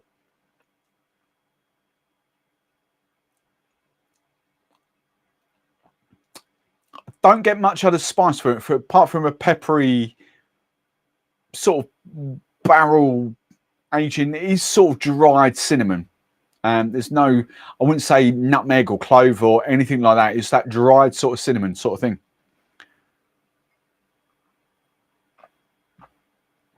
A creamy vanilla to it. I could get used to that.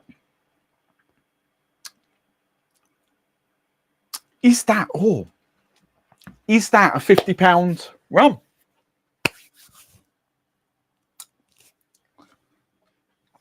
I potentially would go La Hechicera.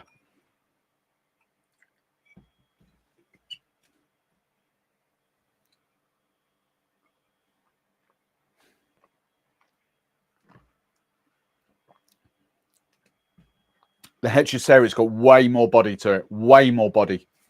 But don't both Solera. Heavier on the chocolate up front, way heavier on the chocolate up front. Heavier on the vanilla and dried fruits.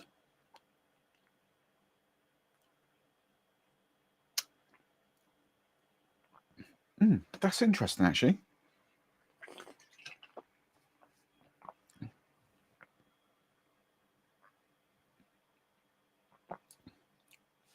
The Hechicera's got more sort of spice, but soft spice. So I do get elements of sort of nutmeg, of clove coming out of that, but subtle. Whereas this has got a cinnamon, a dry cinnamon, but it's more in your face.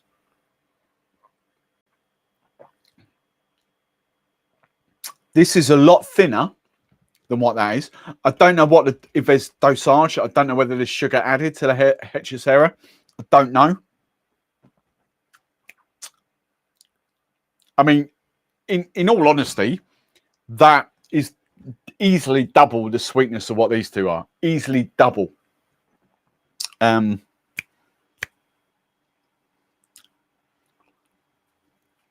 Hechicera's got a very drier spice tingle to the finish, whereas that doesn't. That's more of a rounded fruit note, but there is way more body to that. I'm not sure which I prefer, actually.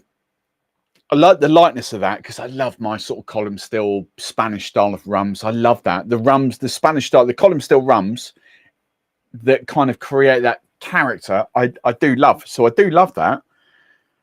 But I'm now thinking in a totally different way. I'm now thinking of Flor de Carne 18, which isn't Solera. So probably not a great sort of comparison.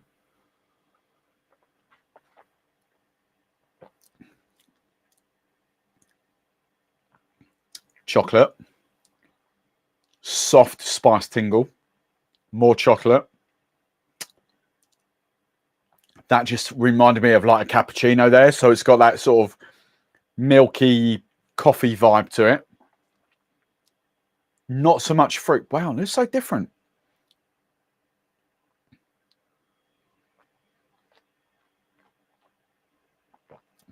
Oh, I don't know.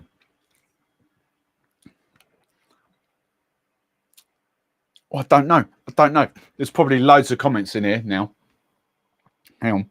Let me catch up. Aren't you California?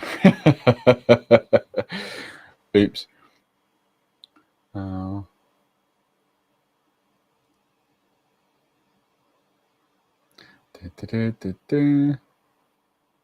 What? Oh, Tom. What? I don't know what I was cracking, but thank you for whatever I was cracking. Oh, the Santa Teresa. Thank you, Tom. Thank you, my friend. Rum X is still a thing. Yeah, I forget to go. Rum X has like had so many overhauls in the last sort of month or so. I keep forgetting. I do use it through the week. You can add friends now to Rum X. Rum X has got the whole social thing going on. But I just haven't got back into it because the videos that I was doing have just had no need for Rum X.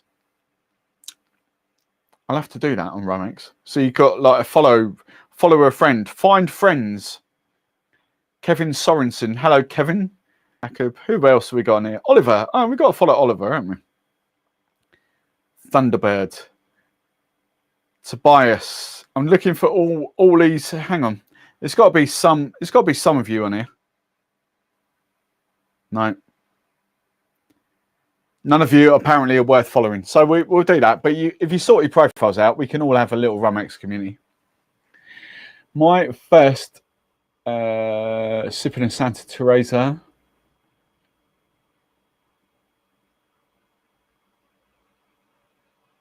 My first sipping rum Santa Teresa, still not there with most things, but that and the 5+5 definitely up there. Okay, yeah, I completely understand that. Yeah, direction. Yeah, so it's coming up a lot now. The Rum X, it's just like the style of videos. You know, when you've got it's like doing the Rum X with like the Clemence last week, you know, would have been virtually impossible. Ash was so engaging, you kind of don't want to go, hang on, I'm just going to rate your rum on Rum X, you know, it's kind of that sort of thing. So, you know, because I've stopped doing, because people just didn't want them, those sort of rum review type things. I've just stopped. When you've got guests on, it's hard to do the Rum X, but I still use it. I do a lot of research with it, and the little short videos that I'm doing, I kind of use it from there. Definitely, I love the flipping app. Absolutely love it. It's just that we've literally got guests on every single Sunday now, so it's kind of hard to sort of fit it in. Whereas if I do a rum, so basically, if you remember rightly, I used to do a dram of the week to start off with and do the Rum X right at the start. Well, obviously, I don't do the dram of the week anymore because we've got a rum brand. Always love vanilla on the nose. Big G, I think he's talking about, how long ago was that? 23 minutes ago. I think he's talking about the old Santa Teresa. Always loved the vanilla and chocolate on the nose, not dairy milk. Not dairy milk, bread. Bread, dark chocolate. Yeah.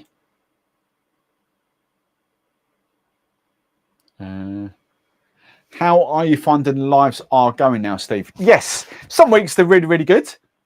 Some weeks they're not. Again, it's like everything. It's like if I can get the thumbnail and the title bang on, you're guaranteed for a decent live. It's just finding out, like next week I'm going to struggle, like how to get sort of clickbaity with botanical rum, Dutch rum. I think it's Dutch. I'm sure it's Dutch. Spirit Union. Are they Dutch or Belgium? Where are they from? One or two. I'm sure they're Dutch. Dutch, Netherlands. So how do you kind of get clickbait? How do you get people scrolling through a feed and go, oh, I want to watch that? So that's what I'll always struggle with because I haven't got that skill set. I'm not a headline writer. But yeah, but generally the lives are going. Last week was phenomenal. We had nearly double the amount of comments to normal, which was the record. So yeah. But tonight it's decent numbers, but tonight is probably the lowest one I've had. I'll look at the stats afterwards, but tonight is probably the lowest average one I've had for weeks and weeks. But again, looking off the back, so I did that video 2 weeks ago about the sherry cask. Is sherry just Splash Price rum? The video tanked because when you look at the people that watch my videos, they don't really know what sherry cask is. And so why would it be, is it posh spice rum? They just don't know. So it was a very, very poor video for me to film. I thought it'd be good, but in hindsight, it's just poor. No one's interested. It's like no one was interested, no matter. And I've done it 4 different ways now, titles and thumbnails, 4 different changes. No one is interested in the slightest about how a 47% Dorleys is different to a 40% Dorleys. It just doesn't register with people. But you do a Mai Tai, you do a daiquiri, or you do a rum and coke, and I'm expecting the rum and coke video that I've done that was coming out this week. I'm expecting that to fly because that is just completely. I never thought a rum and coke video would do that to me, but this week's rum and coke video, mental, absolutely mental.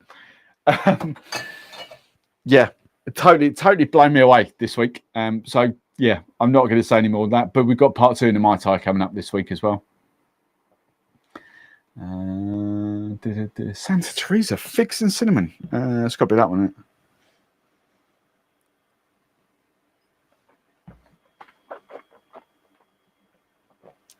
Santa Teresa is a good rum.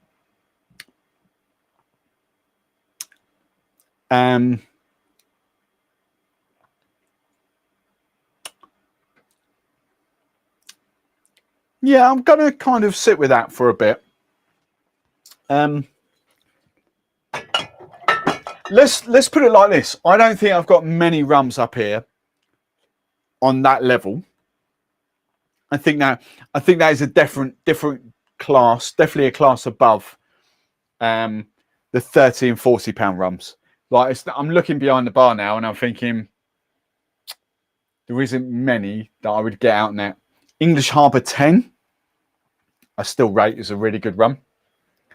Plantation XO, obviously, but it's different type of rum. I need to get the Abuelo 12 behind here.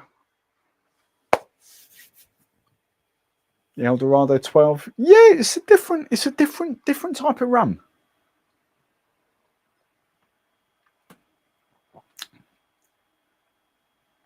Is it life shattering? No.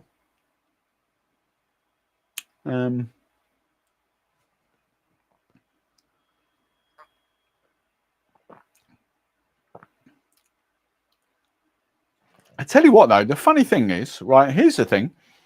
So after sipping that, I really like the Flor de Carne 18-year-old. I do. But from going from the Flor de Carne 12 to the Flor de Carne 18, I'm like, yeah, I kind of like. Going from the Santa Teresa and the Hechicera to the Flor de Carne 18, I'm like, oh, I really like that.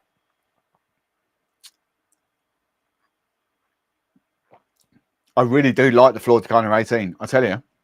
It's got all those notes that the Santa Teresa has without the cinnamon spice.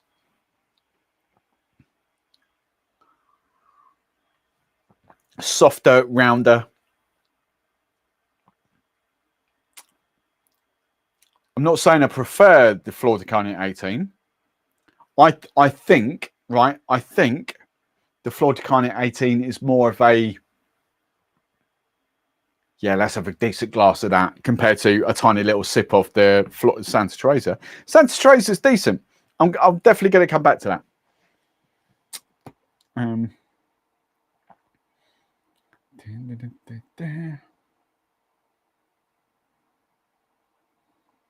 Jump to the same lines. Carl, no. Oh, hello. Hello, Carl and Alison. Hi, Steve. Got onto a new favourite. Don't know if you rate it. Tiki Fire. Oh, Tiki Fire. Have we still got some Tiki Fire? We must have some Tiki Fire. I'm not sure I can reach it, to be fair. I have got some Tiki Fire. You're going to have to trust me. It's up there. It's buried. Yes. And I'll be brutally... Oh, the Cane Blue's there as well. I'll be brutally honest. It ain't a sip of rum. If you're telling me you drink that neat, then you're having a laugh. It is funny. I used to rock it out. Google, I don't know who this is, Carl and Allison, but go onto Instagram and look at the hashtag Tiki Fire Train. I've deleted a lot, but there's still quite a few up there. So yeah, hashtag Tiki Fire Train. You'll see what's going on there. Right, rum Coke. Come back for a top up. Christ. She's polished those off. Yeah. Right. Old J positive audio. Steve's compared the Tiki Fire to Rum Fire. Scott. Comparing Tiki Fire to Rum Fire would be like comparing. Yeah. Oh, carry on. What do you want now? Nothing. What are you eyeing up? Just see what you're doing. If you want to, Mummy Barman's coming to Minesweep now. Look, what are you drinking? I'm not drinking anything. I'll try that. I'm not doing What is that then? Oh, that one. No, Flor de Carne 18. How was it? It's like Ganimal at Rumfest. No. No, don't like that. No. Thanks for coming. That's all right. I'm going home. Where are we? So comparing Tiki Fire to Rum Fire would be like comparing a porn star martini to a daiquiri. There's Rum Fire is a white overproof rum, allegedly with raspberry notes to it, whereas Tiki Fire is a heavily sweetened 75% caramel, vanilla, and lime rum. Two different things.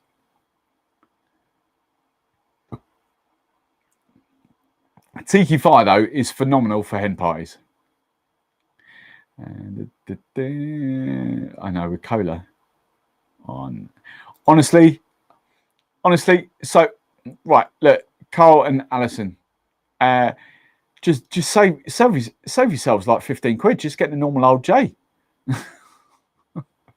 It's the same stuff, just with extra alcohol. That's all it is. Because I mean, I'm assuming you would do maybe a single of Old J Tiki Fire to normal, as opposed to a double. So I don't know. Tiki Fire is great. It's funny as anything for hen party shots, but as like an everyday sort of rum mixer.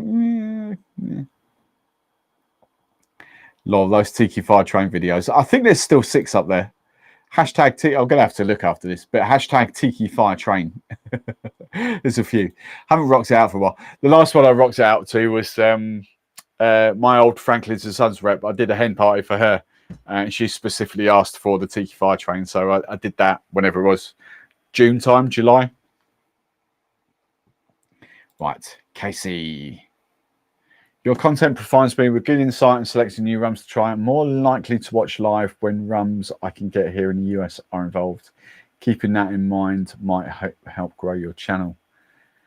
Yes, it's like, yeah, but it's the same. It swings and roundabouts, Casey. It's like there's rums in the US that we don't get over here because there's certain brands that the US guys think are absolutely huge, but they're not. They just haven't got the power to, or they haven't got the financial clout to bottle to 700 mil. Because we're 700 mil over here. The US has now adopted that, but it will take a couple of years for most brands to swap over. So it swings and roundabouts. It's not, you know, people keep looking at it and go growth and all this, that, and the other. It's like, you know, what you guys see on the outer, you just see subscriber metrics. And subscriber metrics mean jack all. They're absolutely nothing. My channel, views-wise, competes with 100, 150,000 subscriber channels. YouTube is all about views. YouTube is all about putting the right video in front of the right person at the right time. That's all it is. Whether you subscribed or not subscribed, it doesn't matter. So, yeah, when we're looking at growth, yes, I would love to get 2,000, 3,000 views on a new video within the week, but my back catalogue is always getting views, and that's always what it's about. So, yeah. And to a certain extent, while I do love chatting to the US guys, I absolutely love bringing them in, and the Canadians and the Australians and around the world, the Germans and all that. You know, it is a very different market. It is an absolute different market. That's what I said. The rums you get in the US, we won't get here. So as a UK person, my primary focus, and it has to be to the UK market. So, while you can get Eldorado 12-year-old at $30, whereas we will pay 35 quid, 35 pounds, you know, swings and roundabouts. I get it, but it's all, you know, I'm going to look after number one, first and foremost, which is the UK market. That's what I'm all about. We'll let the guys do just drinking. We'll let them take care of the US because they've got access to the UK market.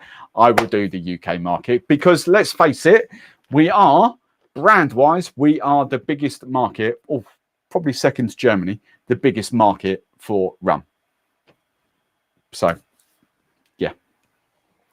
That's enough of that, other than Cuban rums. Other than Cuban rums, what's the top, say, 3 rums USA aren't getting, in our opinion?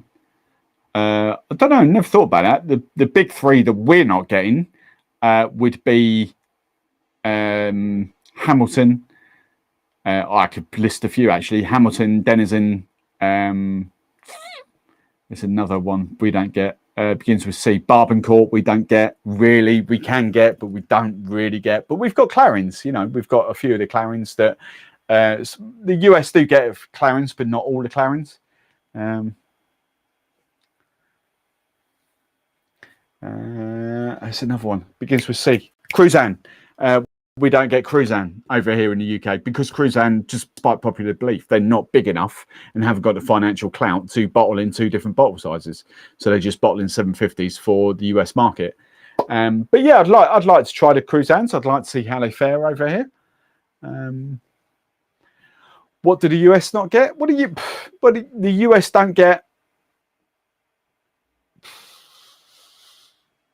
I don't know, to be fair. The US, I mean, the US get all the big brands. Obviously, they get the Plantations, they get the Angosturas, they get the Mount Gays, they get all the Dawleys, the Foursquares, Appletons, if I've not said, Plantations. You know, the US get most of them. What the US don't get is all the sort of bespoke UK brands coming up. And what we don't get is the tiny, tiny little kind of US brands. So yeah, it swings and roundabouts, really. Right. It's 11:15. I'm going to call it a day there. Colin Alice, anything produced by Plantation is rubbish. Don't listen to him, Colin Allison. Don't listen to him. He's just jealous. His palate's not evolved yet. Our Big G. Big G is like our resident sort of sweetened kind of Solera. Big G is all about Solera. He hasn't sort of progressed onto proper rum yet. So Big G, as he's already said in the comments, you can scroll back. You know, he loves 1796. He loves Hechicera. You know, they're just Solera rums. And there's no disrespect to Solera rums, but, You know, he hasn't got that sort of lovely wood barrel aging, you know, like proper, like he'll go on about pot still as well, but column still, I suppose that. Big G's like getting ready to pipe down on his keyboard. Oh, I love having a wind up. I love having a wind up. It's so much fun. Right, let's pop that and that and that and that there. Right. After show party question. What was the question? Is it just import to the US at 70 or can they export that too? Is it just import to the US? So I don't really understand the question. I get the vibe you're going for with the question, but I don't understand exactly. So I'll kind of explain it as is. So the US, up until it may have been earlier this year, but say 2021, could only take 750 ml or a litre bottles. In the UK, we could only take 700 ml or a litre bottles. So most smaller brands over in the Caribbean or that, they would just go, because it's easier for them to ship to the Caribbean than it is for them to ship to the US than it is to ship to the UK and Europe, would never bother bottle in 700 ml. So Cruzan, Hamilton would be a brand that I would love to try. Holmes Key as well. I would love to try Holmes Key rums as well, but they're just not big enough to have two separate bottling lines. So they just bottle it at 750. However, what has happened, the law has changed, but only certain states, it will happen, but only certain states have taken it up straight away. That the US can now accept 700 ml bottles. So, bearing in mind, the UK, we cannot accept 750s in spirits. So, what you will see over the next few years, because as I say, the UK is one of the big influential markets in the world, you will start to see a lot of brands start changing their bottling lines to 700 mils.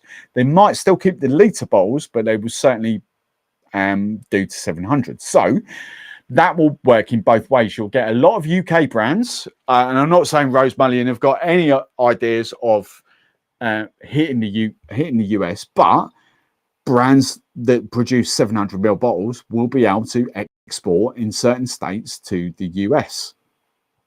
And so that open up that market that way. All we need is the Caribbean producers to kind of think, actually, if we produce 700 ml bottles, they can come to the UK and Europe and the US. So there's a bit of swings and roundabouts going on there. It won't happen overnight. It will take a few years, but it will get there. It will get there. Right.